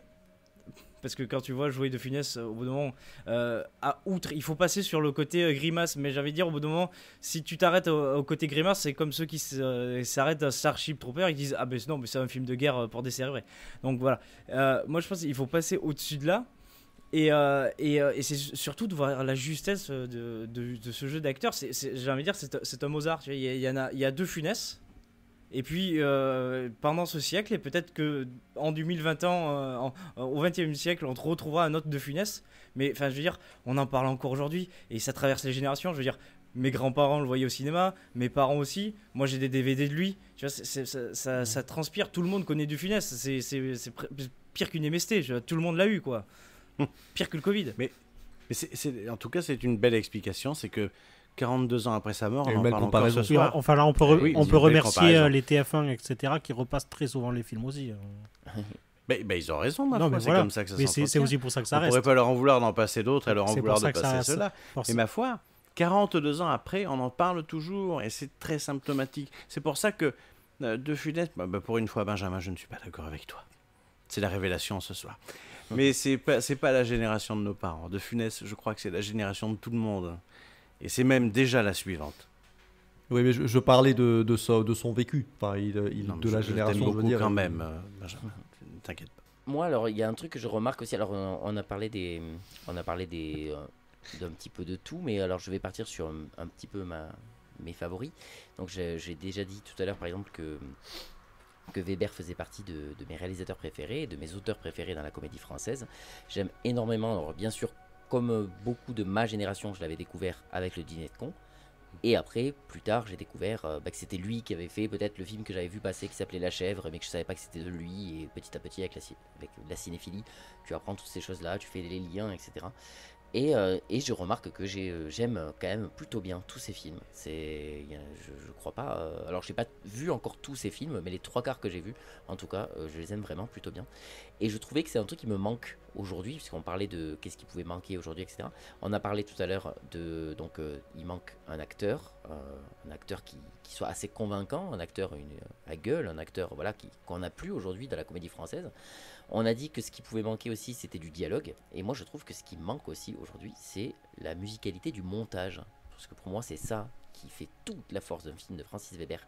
Il sait quand couper pour que la réaction, parce qu'il joue énormément sur la réaction, c'est-à-dire qu'il y a un mec qui fait un truc con et l'autre qui réagit à ce que le mec fait.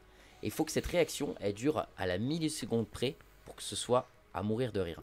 Et je trouve qu'il a une puissance à faire de faire rire par le montage qui est incroyable et que je trouve que nous avons un petit peu perdu. Pour moi, je mettais pas ça aussi. forcément sur le montage C'est- parce que comme justement c'est assez théâtral, pour moi c'est plus le tempo. C'est un mélange des deux. Le tempo C'est comique le tempo, des comédiens. mais il y a les deux en fait. C'est le tempo comique des comédiens et du montage. Je sais Enfin, plus, pour moi, je c'est un crois que mélange c'est des deux. Weber qu'on disait qu'il faisait 10 000 fois la même scène parce que en fait tant que tu l'avais pas dit exactement comme lui il l'entendait dans je sais plus si C'était c'était Blier, ça non? Ouais, peut-être. Ouais, non, c'est Peut-être Weber, Blier, c'est ouais. ça. Peut-être Blier ou Non, c'est Blier et Weber, c'est Weber, Weber. les deux. mais c'est ça, deux j'ai doivent être pareils, tendance hein. à confondre. C'est le podium. Mais voilà, c'est où vraiment s'il a pas la phrase comme il veut que ça soit prononcé par le comédien, et ben il a refait la prise et ça lui va pas. Donc c'est vraiment un truc de au-delà du montage, mais vraiment de dialogue, de façon de l'amener. Après, oui, après forcément le comique. Le montage, ça peut. Je ça pense joue que aussi. enfin, tu mets le point sur quelque chose qui est très important dans la comédie de manière générale. C'est le tempo comique, mais Oui. ça, que ce soit, oui, comme dit Jérémy, que ce soit sur scène où il n'y a pas de montage, une blague peut être foirée à cause d'une microseconde qui est soit trop longue ou soit pas assez. Et c'est vrai que oui, il y a des blagues qui peuvent être écrites de manière extra. Elles peuvent être jouées très bien, mais si tu la joues avec même un blanc entre par exemple juste avant de dire la chute de la blague. Là, je parle de blague parce que c'est l'humoriste qui est en moi qui parle. Donc là, je suis plus en mode punchline comme pourrait l'être un stand-upper. Mais voilà, je l'ai vécu moi-même. Le fait de raconter une blague d'une manière et si tu marques un blanc qui est de une microseconde plus long, ben là, la blague va mieux marcher parce que tout est calé sur le tempo en termes de rire et de comique. Et effectivement, oui, du coup, le montage est un bon exemple de ça, je pense. Et c'est vrai que même au niveau de la justesse d'un gag, peut-être pour les films, on va plus parler de gag, mais le fait de ne pas trop en faire non plus, parce que c'est vrai qu'on a peut-être tendance aujourd'hui, pour rejoindre ce que tu dis, Mick, c'est pas exactement ce que tu dis, mais je dénote ça aussi. Le côté, le fameux syndrome, comme on dit souvent, l'effet Jean-Michel Blague de trop. Je crois que c'était Link the Sun à la base qui avait sorti ce personnage. Et du coup, voilà, ce fameux truc de la blague est bien, et si elle dure un poil trop long, bah, ça foire la blague. Et du coup, une blague qui était bien au début, quand elle durait 2 secondes, bah, elle dure 1 seconde de plus, et en fait, ça foire la blague, parce qu'il y a ce côté. Une blague, il faut qu'elle s'arrête au bon moment. C'est-à-dire, si elle est trop longue ou trop courte, bah, la blague a beau être bien écrite et bien jouée, ça peut la foutre en l'air, quoi. Donc après, ça, je sais pas si c'est un truc actuel qu'on a de peut-être appuyer trop les blagues ou les faire trop durer, parce que peut-être que, je sais pas, on a peur inconsciemment que les gens ne rigolent pas, alors du coup on préfère en faire trop, mais du coup en faisant trop, ben, on perd ce côté comique aussi. Mais justement, c'est ce que De Funès appelait le timing, tu vois, au cinéma. Ouais, voilà, et, ouais. et lui qui était aussi bien dans son jeu qu'au montage. Mais Michael Ardouin, Mick qui aime beaucoup Weber, Weber c'est quelqu'un qui s'est mis à la réalisation parce qu'il en avait assez de voir des metteurs en scène justement ne pas suivre le timing que lui voulait donner à ses films. Weber, c'est quand même L'Emmerdeur, réalisé par Molinaro, c'est aussi Coup de tête, il a même écrit des dialogues de La Cage aux Folles. Il s'est agacé petit à petit de voir que ces mots, que ces films qu'il écrivait n'étaient pas rythmés, n'avaient pas la tonalité, n'avaient pas la musicalité qu'il voulait. Et c'est pour ça qu'il y est allé. Il a démarré en 1976 avec Le Jouet, et il a attendu 5 ans, parce que Le Jouet était un succès très mitigé, pour revenir au comique de duo. On parlait de comique de duo, Pierre Richard, Depardieu avec La Chèvre. 5 ans se sont écoulés entre les deux, mais lui vraiment est passé à la réalisation parce qu'il estimait que les autres ne faisaient pas ce travail de rythme, justement. Donc c'est beau finalement ce que dit Mick, qui est très beau. Et oui, ma porte mérite d'être graissée. Alors moi, ce que je voulais dire, c'est que je trouve que pour le coup, le montage, c'est plus lié au gag visuel, je trouve. Alors que les dialogues, pour moi, c'est vraiment les acteurs qui les portent, et c'est ce tempo-là, c'est à eux de l'amener. Mais le montage, ça va plus marquer justement sur des trucs visuels. Ouais. Oui, justement, je trouve que c'est ça qui est la force de... C'est là où je voulais en venir, mais la force de Weber, c'est un mélange des deux. C'est un mélange entre le dialogue, le tempo comique et le montage qui suit derrière. Ouais, c'est un mélange formidable, c'est une alchimie remarquable. Hein. C'est un orfèvre. Alors, et la direction d'acteur aussi. Oui, évidemment. Qui est au poil. Des bons acteurs mal dirigés. Pas la régie plateau aussi. Hein. Et la cantinière, elle était sympa, Micheline. Très bien. Dans les années 2000, nous avons, comme je disais tout à l'heure, une énorme baisse de rythme. Nous avons des films comme des suites. Taxi 2, Taxi 3, Le Retour des Bronzés, Bronzé 3. Donc, c'est que des flops, en fait. Astérix aux Jeux Olympiques, qui peine à aller à suivre ce que a fait Chabat. Voilà. Et dans les années 2000, nous avons vraiment et là je parle que de ceux qui sont dans le top 50 du box-office, évidemment, mais voilà, dans le top 50 du box-office, le pire du pire, c'est les années 2000, quoi. Enfin, c'est au niveau de du succès critique, on va dire, qui est très triste. J'ai l'impression qu'on a une remontée de la qualité. Justement, c'est là où je voulais en venir. Aujourd'hui, est-ce que vous avez cette sensation c'est ce que disait Erwan. Il a commencé à dire que depuis 2015, là, il a cette sensation que ça remonte un petit peu. Alors moi, aujourd'hui, quand je vois le succès fou du film d'Artus, là, je l'ai pas vu encore, un petit truc en plus, je me dis, ça y est, enfin, il y a quand même quelque chose qui ressort. Tout le monde dit que c'est quand même plutôt pas mal, même si tout le monde le porte pas au Ouais, mais à côté, il y a toujours les Baudins qui sortent. Et donc, comme quoi, il y a toujours des catastrophes industrielles. Oui, mais bien sûr. Mais encore une fois, après, mais il y avait des secondes zones. C'est comme les tuches. Les tuches, tout le monde va le voir et tout le monde. Je sais pas si tout le monde aime. Ouais, il y a plein de gens qui crachent, mais j'ai l'impression que c'est quand même plutôt apprécié. Hein. Ah oui. Et les Baudins, je me dis, s'ils en Mais- sont à leur 3e film, mais c'est peut-être pas pour. Le c'est grand parce que ça public plaît. a le droit d'avoir des goûts nuls aussi. C'est pas un gage de qualité. C'était la phrase de rageux du soir. Bonsoir. C'est pas la majorité n'a pas toujours raison. Voilà. Parce que les Baudins, ils remplissent des zéniths, hein, et ils ont un décor à 2 millions d'euros. Bah oui, c'est Et ça. ils font des enfin, tournées de zénith. Hein. Oui. J'aimerais bien leur carrière, hein, si c'est pour me mettre une fausse dent. Qui reste sur scène alors qu'ils fassent pas des Clairement. films. Mais chacun son. Non, mais Donc voilà, c'est le rageux du coup, qui parle. pour me rebondir dessus. Encore Oui, ça se Ouais. fait beaucoup. Il faut prendre un shot à chaque fois qu'il y a rebondir dans le truc. Voilà, Il va falloir finir par le faire, oui. Mais c'est vrai, et moi je pense que c'est symptomatique du fait qu'il y a une nouvelle génération de créateurs, pour moi qui vient vraiment d'Internet. Du stand-up qui, aussi beaucoup. Ben en fait, amène du renouveau dans le. Tu penses que du c'est que ça renouveau, Parce que quand tu vois là, les plus gros succès, c'est pas Internet. Enfin, Cohen, moi, ça vient c'est plus pas du Internet. stand-up, hein. Niné, c'est Mais- la comédie française. Ça reste quand même assez classique comme parcours. Les plus gros, Ouais, ceux qui mais marchent le c'est- plus, ce sont- c'est le ouais. théâtre toujours. Hein. Oui, pour moi, c'est plus les humoristes sais pas, aujourd'hui qui. Ou les humoristes, ouais. Mais là, j'allais en parler tout à l'heure, mais il y a Lachaud qui marche encore pas mal, même si voilà, c'est assez inégal pour moi ce qu'il a fait. Il y a des trucs que j'aime beaucoup et d'autres moins. Mais en ce moment, dans les comédies, où tu te dis, ah, c'est le nouveau film de ce réalisateur-là, pour moi, c'est Lachaud. Il y en a pas beaucoup où tu dis vraiment, ah, c'est le nouveau film de machin en comédie. Ah oui, alors, mais juste, Ouais, Erwan, je ouais. vais te laisser finir ce que tu te disais, parce que Vas-y, j'aimerais bien que tu me cites qui c'est, en sortant d'Internet, justement, on parlait de personnages marquants. Fred disait par exemple, aujourd'hui, qui c'est qui reste à la postérité. Dis-moi qui fait des films aujourd'hui qui sort d'Internet, qui a marqué les trucs, quoi. Tu as parlé du Visiteur Bah, du il Futur. y a je suis pas Norman. sûr. Ouais, le Visiteur du Futur. Mais nous les Leroy. Ah, il de- est génial, de Florent mais Bernard. j'en entends jamais parler de ce film.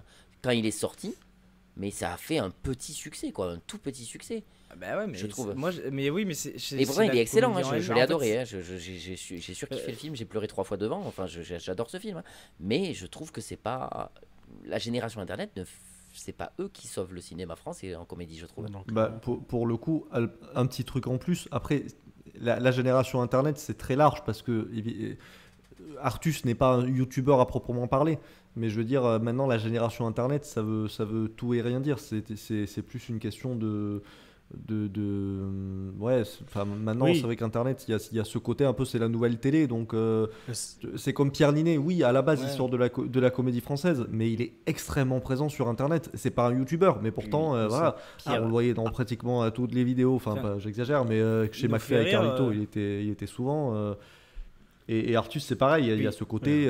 Artus, je l'ai découvert sur beaucoup Internet. les réseaux et tout. Parce que je regarde pas la Voilà, télé, donc, j'ai toujours donc des là, un vues sur petit truc en Internet. plus, pour le coup, c'est assez parlant. Mais Après, c'est tu vois, Pierre Attendez, Ninet, Erwan, quand je peux dire, Erwan, attendez, on laisse finir Erwan, s'il vous plaît. Oui, c'est juste pour dire. Bah, après, tu vois, on parle souvent de Pierre Ninet, mais Pierre Ninet, à part Five et 20 ans d'écart, c'est un acteur dramatique. Hein. Il Oui. est plus Oui, connu c'est ça, c'est pour- pas un pour comique. ses, C'est vrai. pour ça que moi je le range Voilà, pas. c'était C'est juste pour ça que pour, moi je le vois pas je le range pas dans les comiques, dans les comédies Ouais. pour le coup. Oui, mais c'est parce que ces c'est derniers un temps, acteur de il drame. s'est amusé hein, à faire c'est des. pas qu'il sait pas Il s'est amusé jouer. à Non, faire mais pas c'est mal de un- comédies. c'est un acteur, Il est allé faire La Flamme. La Flamme, c'est dans La Flamme qu'il Et est. pour moi c'est un comédien il a plus qu'un fait, il a fait comique. sa série Fiasco, etc. Enfin voilà, il est parti quand même pas mal dans la comédie ces derniers temps. Mais Et Jonathan Cohen, le il est malheur aussi de Cohen, Ninet, grâce à malgré Internet. son Cohen, pour talent, le c'est qu'il ressemble à 10 autres comédiens. Encore une fois, on sort, et plus particulièrement pour ceux venant du conservatoire. Ceux qui viennent du conservatoire, il faut qu'ils ressemblent à Gérard Philippe et à d'autres. Donc Pierre Ninet, c'est quelqu'un qui ressemble à Gérard Philippe. Voilà, c'est tout. Gérard Philippe, bah, lui, a eu l'avantage de mourir très jeune et du coup de devenir un mythe, un peu comme James Dean, etc. Mais Pierre Ninet, je lui souhaite une excellente santé, une très longue vie et une belle carrière aussi, mais du coup, il ne sera jamais Gérard Philippe. C'est le malheur, encore une fois, on l'oubliera comme beaucoup d'autres. Là où nous, spectateurs, on espère rêver le plus longtemps possible. Et pour un petit truc en plus, pour moi, c'est exactement la même question que Bienvenue chez les Ch'tis. C'est un petit film sympa, comme on en faisait à l'époque. Oui, Et moi, je sais pas, Après avoir les futurs films qu'il fera, ça on ne sait pas si ça va Oui. continuer dans ce lancé, parce que tu vois que Je ne lui souhaite que le meilleur. tu vois hein. que quand il y a eu la vague Bienvenue chez les Ch'tis, Danny Boone a essayé de ressortir des films. Alors il y a celui avec les flics là qui a un peu marché, qui a pas Mais mal il est dans le marché. top. Hein. Voilà. Les douaniers, tu veux dire. Je Rien sais à pas. Rien à déclarer. déclarer, il est dans le top. ouais. Voilà, mais après, bon, ça s'est un peu essoufflé. Après, bon, il continue à faire pas mal de vues, non, pas de vues, d'entrée en tout cas. Mais bon, ça s'est un peu essoufflé. Donc le truc, c'est de durer après sur la durée. Et la longueur, oui, bien sûr. Mhm. Mais Après, là, pour ce qui est d'Artus, juste pour. Enfin, c'est pas. Là, c'est lui qui réalise avec un vrai réalisateur. Enfin, je veux dire, c'est pas péjoratif quand je dis ça, mais il est pas tout seul à la réalisation. Comme beaucoup de mecs dont c'est c'est pas son film un peu, mais bon. Il y a beaucoup de mecs dont c'est pas le métier, Grand Corps Malade, tout ça, c'était pas le métier de base, donc Oui, non, mais forcément ils se font accompagner au début, mais après il y a rien ne dit qu'il va pas réaliser tout seul. C'est juste que souvent les mecs qui viennent pas du cinéma à la base, bah, souvent leur premier film ils le réalisent à deux parce que c'est pas leur, ils ont besoin d'un accompagnement quoi. Même Astier quand il a fait les Astérix, bon, ben là c'était de l'animation, c'est pas son truc à lui, donc il était accompagné de quelqu'un. Voilà, donc ça c'est un peu normal, mais rien ne dit qu'une fois qu'il maîtrisera le truc, il va pas le faire tout seul. Quoi. Alors maintenant, avant que je parte sur la dernière petite question, est-ce que vous avez encore des choses à dire, des choses qui vous tiennent à cœur par rapport à tout ce qu'on a dit, tout ce qui est ressorti, des choses qu'on n'a pas encore évoquées ou quoi que ce soit, avant que je vous demande en fait en gros quels sont vos tops et vos flops à vous en termes de comédie française. Est-ce qu'il y a autre chose, un autre sujet sur lesquels vous vous êtes dit tiens, ce serait pas mal qu'on parle de ça? Ouais, moi c'était par rapport à mon rapport à la comédie pour le coup, parce qu'on parle des entrées au cinéma et tout, et moi je regarde, comme je disais, je regarde beaucoup de comédies, mais j'en regarde beaucoup chez moi en fait. J'ai envie de me poser devant une comédie, j'ai envie de voir, mais je vais plus voir de comédie au cinéma. Quand je vais au cinéma, j'ai envie d'être impressionné, de voir des belles images, j'ai envie de voir des gros trucs, et une comédie, je prends pas plus de plaisir de la voir au cinéma que chez moi. Pour moi ça n'a aucun intérêt de le voir sur un grand écran. Voilà. Mais c'est que tu es jeune, je pense. Voilà, après ça, il y a... T'as juste aussi le fait de... Alors Benjamin, je sais que lui, il a le truc de la sortie. Il a la sortie, il le dit assez souvent, qu'il aime sortir et il aime ce côté événementiel. Je vais voir beaucoup. Et puis il peut aussi y avoir le côté de juste de... Comment tu dis de soutenir. De l'ambiance. Ouais. Et de soutenir aussi. Okay. Soutenir la comédie française. Alors, là, on voit je vais toujours en voir de temps en temps. Un petit truc en plus, j'ai été allé le voir. De la comédie française de qualité. Voilà. Mais Jérémy, tu es profondément égoïste. Il y a des films en particulier qui vont m'attirer. Voilà un petit truc en plus, je suis allé le voir. À l'époque, j'étais allé voir 3 fois Intouchable. Bon, après, parce que j'accompagnais des amis, tout ça. Mais c'est vrai que je vais toujours en voir de temps en temps quand une comédie m'intéresse vraiment. Mais il faut vraiment que je me dise j'ai envie de la voir maintenant quoi. Je peux pas attendre 3 mois que ça sorte, que je la trouve sur internet quoi. Tu vois Jérémy, le malheur encore une fois c'est que je pense qu'avec ça tout le monde a raison, tout le monde a tort. Ton raisonnement est excellent. Non voilà, là c'était pour donner mon avis sur la question et peut-être avoir la vôtre. Bien sûr. Mais Mick aussi rebondit, encore, on a passé nos soirées à rebondir, même demain je continuerai. Rebondir sur le fait effectivement. Nous enregistrons dans un trampoline park d'ailleurs. Ben oui, on va finir là. Hein. Rebondir sur le fait qu'il faille soutenir économiquement en allant payer sa place. Mais c'est vrai, moi je disais avec amusement tout à l'heure que j'ai quelques semaines ou quelques mois de plus que vous. Et en revanche, à l'époque, aller voir une comédie au cinéma était la chose indispensable parce que c'était le dernier bastion où des dizaines et des centaines de personnes qui ne se connaissaient pas pouvaient rire ensemble. Et d'une manière très différente du théâtre, parce que le théâtre c'est une communion, c'est du spectacle vivant, et là on regarde dans le même sens finalement un écran, une toile tendue, la démarche n'est pas la même. Et c'est vrai que je viens d'une génération où l'on vendait davantage de places qu'il n'y avait de sièges, et où l'ouvreuse ne pouvait plus circuler parce qu'il y avait même des spectateurs dans les marches. Mais la comédie au cinéma c'était un moment de communion, anticlérical que je suis, tout à fait exceptionnel. C'est souvent que je vais voir des films et où je suis tout seul dans la salle, quoi. Où des fois on est deux ou trois. C'est le malheur de nos jours. Il y a tellement de trucs. Là, mais le truc, c'est que le cinéma, c'est assez cher. Donc pour le coup, tu as raison de regarder chez toi. C'est pas toi qui les sauveras. Il faut sélectionner les films que tu vas voir parce que tu peux pas tout voir non plus, hélas. Mais parce que ça a un certain coût, le cinéma. Et moi, quand je vais au cinéma, tu vois, je suis allé voir Nosferatu. Je n'ai pas forcément adoré, mais en tout cas, visuellement. Non, mais visuellement, il était beau. Et ça, c'est des images que je prends plaisir à voir au cinéma parce que c'est un beau film. une C'est un comédie, spectacle que tu pour cherches. une aussi. comédie, il n'y a rien de beau à voir, tu vois. Et c'est pour ça que moi, ça m'intéresse. Ça dépend. Mais de nos Ouais, jours, c'est- tu as raison. aujourd'hui- je pense qu'il y a une aujourd'hui, ça trentaine se fait d'années, quand tu même. nous aurais dit autre Mm. chose. Mm. Mais Non, tu as mais raison de nos jours. Au niveau de la Eugène. mise en scène, aujourd'hui, c'est quand même une grosse recherche, même dans Oui. les comédies. Mais On recherche la mise en scène. Comment il c'est- s'appelait celui avec le gardien de nuit là, qui était celui-là, pour le coup, il y avait des idées visuelles quand même. Avec le gardien nuit au de musée. Avec Ouais. Alban Ivanov. Ouais. C'était. oui. C'est un prénom. J'étais sur Euh, les nuits au musée aussi. Oui, oui, c'est un prénom. Mais J'ai oublié je le nom. sais plus. Mais tu vois, celui-là, je trouve Ouais. que visuellement, il y avait quand même de l'idée. Au niveau réel et tout. En termes d'idées, il y avait Le Visiteur du Futur aussi. Oui, c'est Ah oui, vrai, ça- j'étais allé le voir aussi. Évidemment. Voilà, c'est Encore c'est- question qui vient d'Internet. Ouais, mais bon, ça reste très rare. Bah après, ça c'est pareil, c'est pour, le manoir, pour c'était bien nul quand souligner même. quelque chose que je disais. Mais encore une fois, je pense qu'on est encore sur une époque où on a plus de contenu. Et c'est vrai que, certes, maintenant, quand je vais au cinéma, on n'est pas nombreux dans la salle. Ça fait très longtemps que j'ai pas vu une salle pleine. Ouais. Je crois que de Oh, souvenirs si- comme si, ça, Ava- c'était pour Avatar, c'était plein de Avengers fous. Endgame. Mais, il y a deux salles remplies. Bah, Avatar. J'ai voulu aller voir Ah, Avatar. le premier. Non, le 2. J'ai voulu aller le voir avec ma soeur. Ah, il y le avait 2, deux ouais, salles. la salle Ça était y est, pas il y pleine. avait une salle, ils en ont rajouté une deuxième, et même celle-là, elle était pleine. Mm. Donc pour le coup, là, ça Ouais. a bien marché. Mais ça reste rare. C'est là qu'on voit que le monde va mal si ça arrive à remplir ça. Allez, ça y est. Il a remplacé Jérémy. Courageux. Non, le 1 est bien. Bref, oui, non, moi le dernier que j'ai vu pour finir, c'était Avengers Endgame où je crois que là c'était vraiment on a galéré à trouver des places quoi. Mais tout ça pour dire que c'est pas parce que les salles dans lesquelles je vais sont vides que bah, voilà après au niveau des chiffres, je crois que une de ces dernières années là, je sais pas si c'est 2024 où ça a été en France en tout cas une des années où il y a eu le plus de places vendues.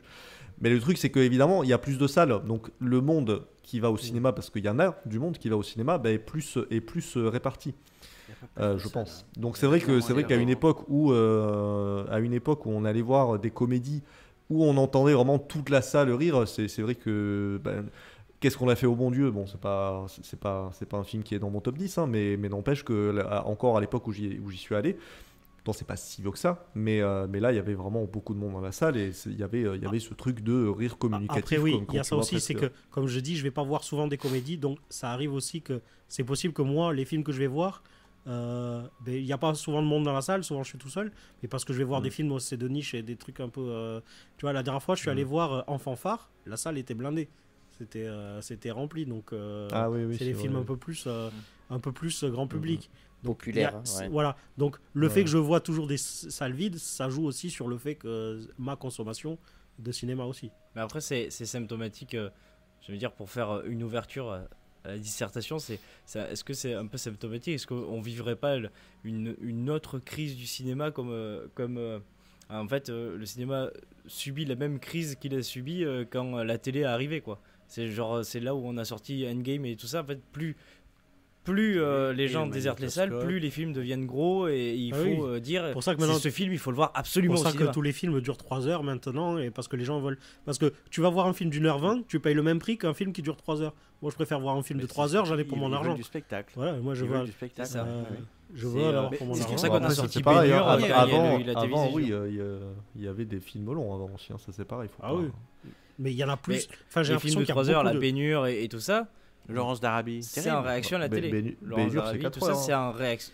Oui, c'est C'est en ça. réaction à l'arrivée de la télévision. Parce Donc que peut-être autrement, est-ce que n'importe le- l'allongement des films. Parce que le film qui passe à la télé avec des pubs, Ouais, forcément, en c'est général, clair. il y a quand même un temps précis où il faut pas qu'il dure 4 heures parce que, tu vois, les parents, ils vont se coucher pour aller travailler le lendemain et ils peuvent pas rester 4 heures devant TF1, tu vois. Mhm. Donc après, au cinéma, on peut se permettre de prendre la soirée et de passer un peu plus de temps.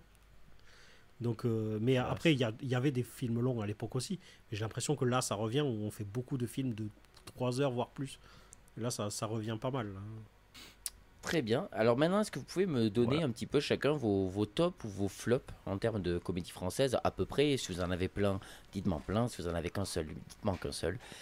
Moi, par exemple, je pense que dans mon top, clairement, bon, j'ai déjà parlé des films de Weber, mais si je devais cibler plus, ça serait clairement on va dire la trilogie entre guillemets, La Chèvre, Les Fugitifs, Les Compères. Ça c'est vraiment mes trois amours. Et alors que je les trouve pas excellents, à part La Chèvre que je trouve vraiment bien, mais les deux autres je les trouve pas excellents. Mais il y a tellement de bonnes choses dans les deux qui sont assez incroyables, je trouve, au niveau de l'humour, des superbes scènes en fait. C'est plus comme ça que je les vois. Et vraiment, je pense que si à chaque fois tu me devais me demander quel était mon film référence en termes de comédie française, et je trouve que Calmos en a fait une superbe vidéo dessus, c'est Les Visiteurs. Ils expliquent parfait, non pas Calmos le film du coup, j'ai vu que tu allais réagir sur ça, mais je n'ai pas vu le film Calmos de Blier, donc mais je suis mitigé avec Blier. Il y a des trucs que j'aime, des trucs que j'aime moins. Et bref, et donc du coup, c'est vrai que ils ont fait une vidéo pour expliquer pourquoi Les Visiteurs, c'est un peu le film somme de tout ce qui existe dans la comédie française. Et que toutes les sortes de comédies qui existent sont dans Les Visiteurs. Et je trouve que quand j'ai vu cette vidéo, j'ai eu une genre d'épiphanie. Je me suis dit, mais c'est exactement la raison pour laquelle j'aime ce film en fait. Je me suis dit, je savais qu'il y avait une raison pour laquelle j'aime à ce point-là Les Visiteurs, et eux ils m'ont tout expliqué, et j'avais envie de dire pendant tout le long, mais merci, vous avez su expliquer ce qui était inexplicable pour moi. Voilà, pour moi Les Visiteurs vraiment, donc je le mettrai en top numéro 1. Et pour ce qui est des flops, après je n'ai pas trop réfléchi, je vous avoue, je reviendrai vers vous le temps d'une réflexion, donc si vous avez des petits trucs, top flop. Benjamin. Oui, moi j'avoue que les flops, je sais pas trop non plus. Après, même pour les tops. À la 2. Oui, bon, ça c'est le truc un peu facile qui me vient en tête, mais. Non, pour les tops, c'est pareil, j'ai pas forcément deux films là qui me viennent référence de comédie française, mais j'ai des trucs plus ou moins récents que j'ai beaucoup apprécié voir et revoir, notamment. Je pense à Five, justement, on parlait de Pierre Ninet tout à l'heure, et c'est vraiment un film que j'avais vu au cinéma à l'époque, avec là justement Pierre Ninet et François Civil qui ne font pas que des comédies, mais là pour le coup c'est pour moi les deux meilleurs du film voilà. Donc c'est un film que j'avais vu au cinéma, que j'ai revu après il n'y a pas si longtemps que ça sur Netflix, justement, entre amis, pour le faire découvrir aussi à des copains. Ils ont beaucoup aimé, c'est un film que j'aime bien, que j'avais découvert avec mon frère aussi, on avait apprécié. Et pareil dans les trucs, alors c'est un peu plus vieux, mais ça reste quand même notre génération, mais c'est les OSS, alors 1 et 2, parce que le 3 que j'ai vu au cinéma il n'y a pas si longtemps que ça aussi, quand il est sorti, m'a moins conquis. Mais c'est vrai que malgré le fait que j'avais vu la première fois que j'ai vu OSS 117, je suis passé un peu à côté. Peut-être étais-je trop jeune, mais c'est vrai que je l'ai revu, j'ai revu les deux il y a quelques années, et c'est vrai que j'ai redécouvert le premier, et ça m'a eu quoi. Et le deuxième pareil, donc je pense que c'est quand même un truc assez culte en termes de comédie française maintenant, et voilà, je pense que c'est pas pour rien.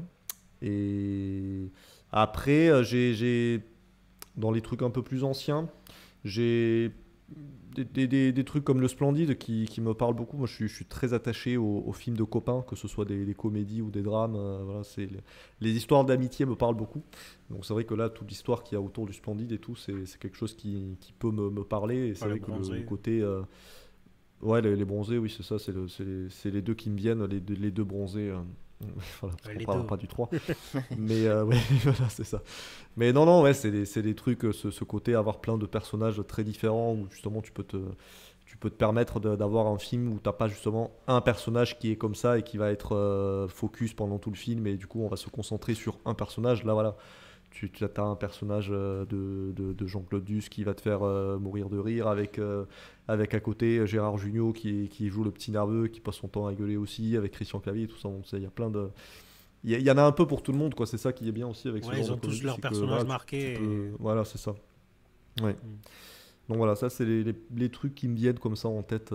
Après, j'ai peut-être pas assez de culture à ce niveau-là pour avoir plus de choix, mais c'est ce qui me vient en tête. Non, mais c'est très très bien. Et justement, pour ce qui est des flops, j'étais en train de réfléchir, mais est-ce qu'on peut considérer, je sais pas si ça peut être considéré comme des... Comment ça s'appelle ? Comme des comédies, mais je présume que oui, parce que c'est de faire rire énormément. Ce sont les films de Albert Dupontel.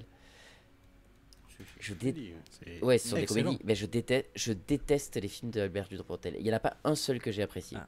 J'ai détesté Bernie, j'ai détesté Enfermé dehors, j'ai détesté 9 mois ferme. Mais Et récemment, je viens de découvrir Adieu les cons, j'ai détesté. Clairement, que je ça- ne ça, rentre c'est parce que t'as des absolument mauvais pas goûts, dans ce c'est Même le cinéma, hein, créateur, c'est- le créateur, tu n'as pas aimé? Je ne connais pas, je l'ai pas Le vu. créateur.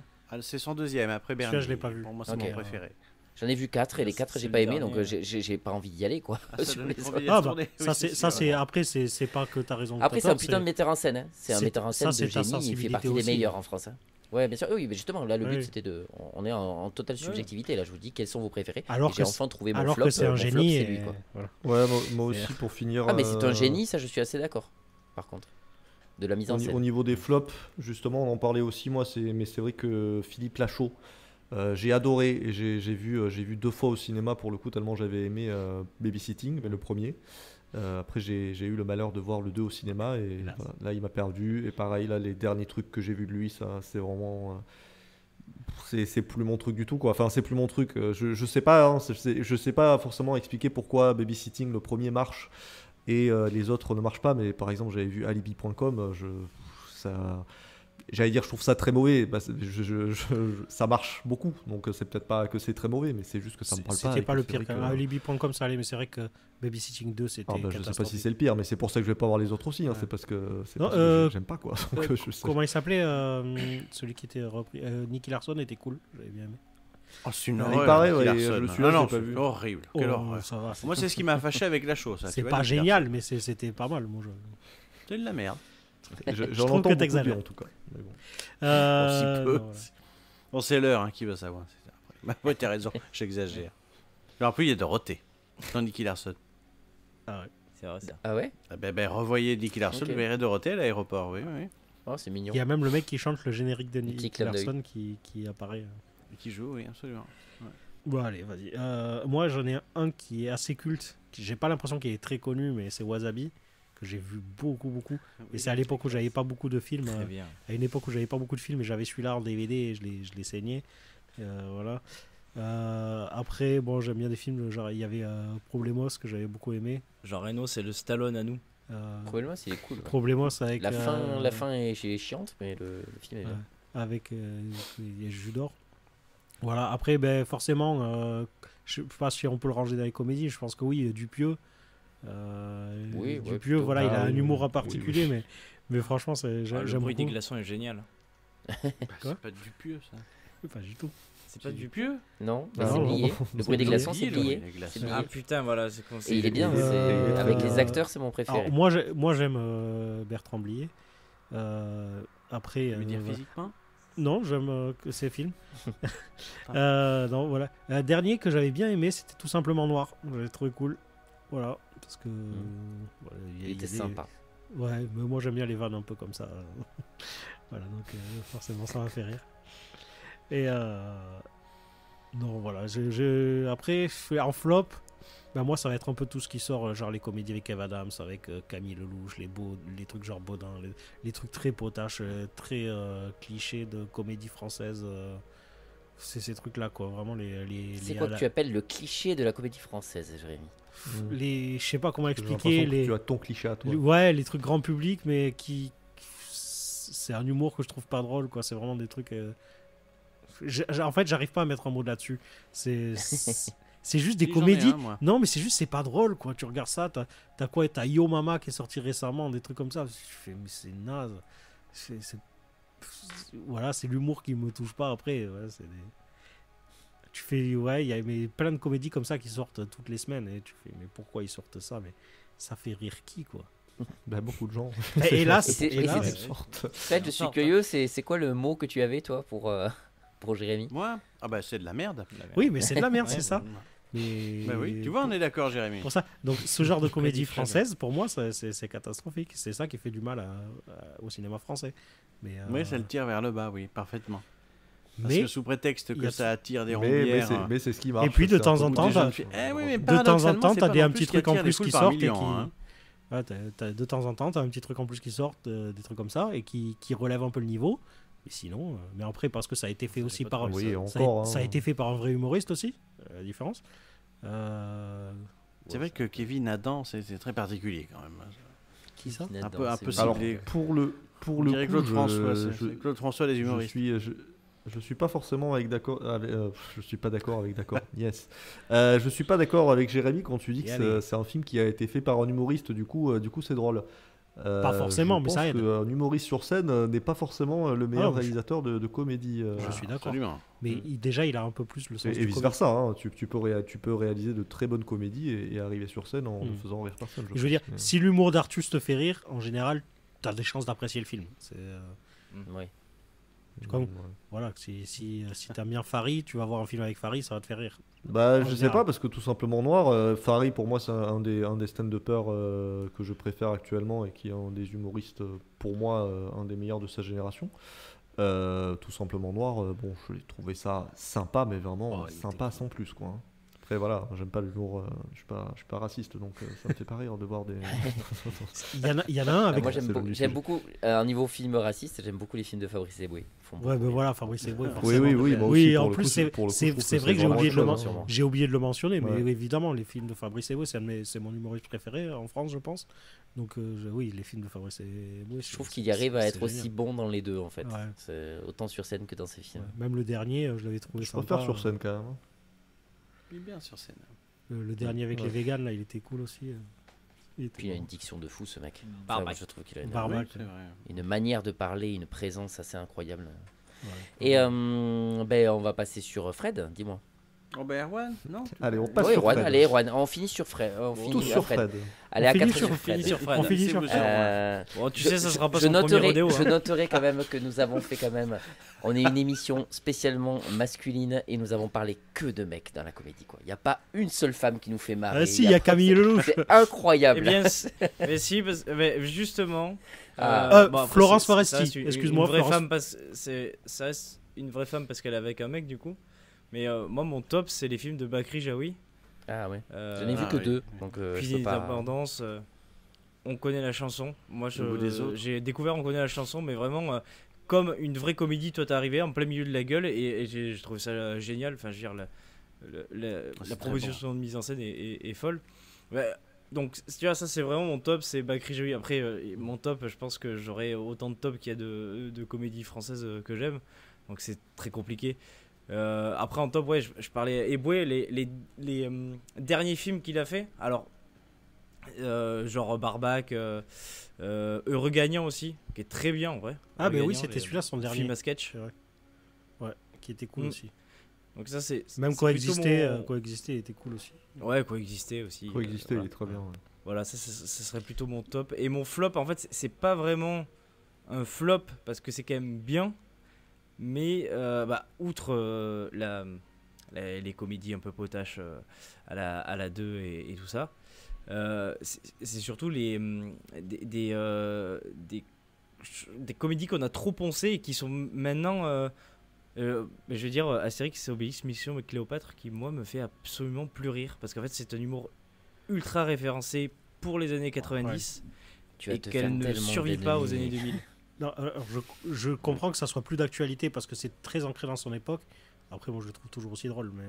Mais moi, mais après, tu vois, après c'est peut-être parce que je l'ai trop bouffé, mais Mm. pour moi, il me fait pas En, rire. en Et fait, après, je trouve tu qu'il dis, est bah, en fait, tellement plein de c'est des blagues références. drôles, mais Même quand je le c'est revois des blagues maintenant, je drôles, me dis. si t'as connu les années 90. Alors que, tu vois, le gendarme, Hmm. mais j'ai pas connu les années 70 et pourtant ça me fait rire. Ouais.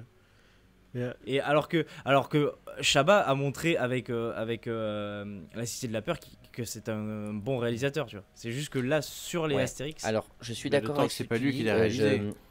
Chabat, alors c'est un truc qu'on avait déjà parlé beaucoup avec Benjamin. Lui, il est plus team. C'est souvent comparé.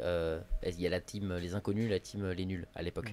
Et c'est vrai que moi, je suis plus la team les nuls et Benjamin plus la team les inconnus. Ça, au niveau de leur humour, mais autre que leur fiction, etc. Bref. Ouais. Et le truc, c'est que je remarquais, moi qui ai les deux intégrules des nuls, parce que je suis vraiment un fan absolu des nuls.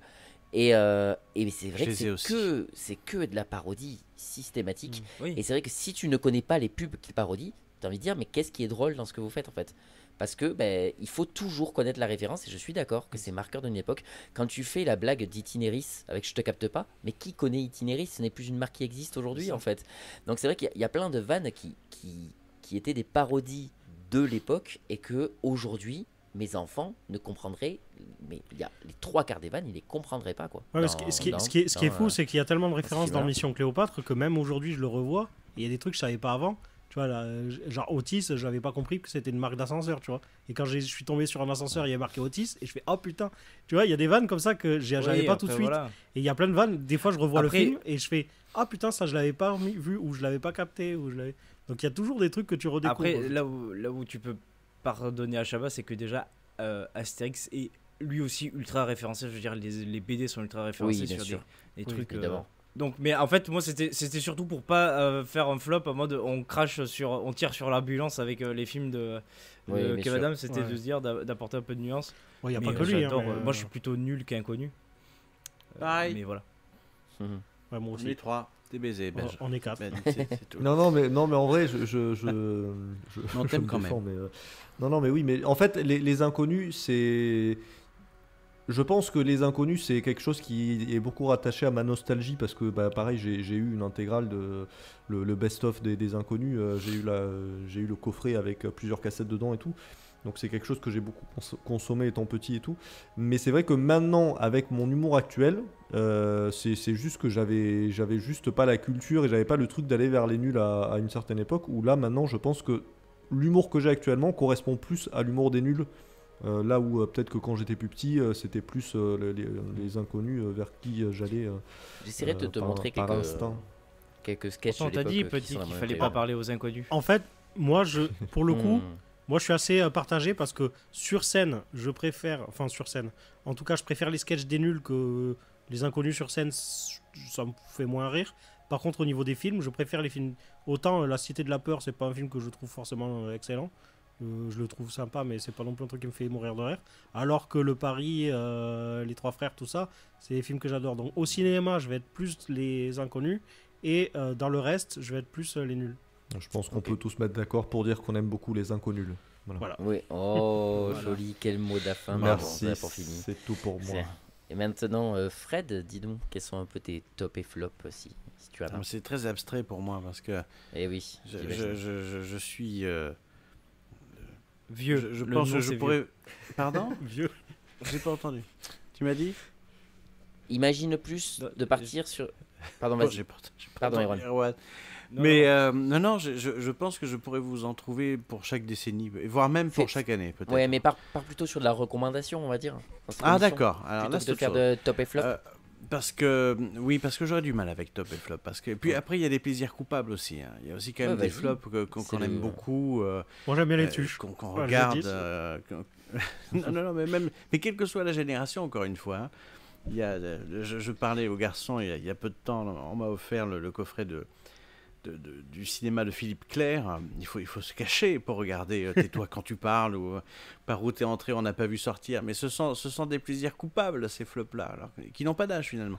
Après les tops, moi je conseillerais toujours d'aller voir De Funès parce que c'est absolument intemporel. Et l'autre soir, je faisais découvrir à des jeunes gens Oscar. Et Oscar, mais comme dirait Asti, encore une fois, c'est de temps en temps, la perfection est telle avec lui que ça devient presque émouvant. Et Oscar me fait hurler de rire. Et je suis presque ému aussi de voir quelle technicité, quelle technique et quel talent ce comédien mettait au service de la situation, du récit, tout en n'en faisant jamais trop, mais toujours en étant juste. Donc Oscar, voilà, c'est vraiment ma recommandation. Après, il y a des films à fuir. Alors là, on peut aller taper dans les années 60 avec le cinéma de Jean Rollin. Voilà, ne regardez jamais Les Orphelines Vampires, les deux Orphelines Vampires.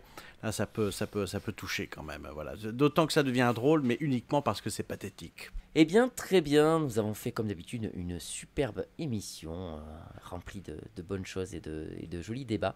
Merci beaucoup Fred, et j'espère que ça te donne envie de continuer et de recommencer sur d'autres sujets. Par exemple, le prochain sujet que nous allons faire, ce sera sur la culture woke, donc on va beaucoup s'engueuler. Mais ça peut être vraiment... On va rigoler. Culture asiatique. Faites-moi venir. Ah, oui, enfin, les nouilles sautées. Par rapport au Moi, wok, j'ai passé un très bon moment. Si vous ne m'avez pas trouvé de mauvaise compagnie, je serais ravi de vous rejoindre. Ben, super. Ah bon, ça, on va en discuter en privé. Mais Ouais, on- ça, Oui, bien sûr. On fera un- Je on- comprends. On fera un vote. On va faire un conseiller de la bulle. En tout cas, voilà, merci beaucoup à tous et merci beaucoup, comme d'habitude, pour votre réflexion, votre bonne humeur, etc. Je vous souhaite à tous une très bonne soirée et je vous dis à bientôt. Bye. Merci à toi, Mick. Bye. Merci. Tu as été beau.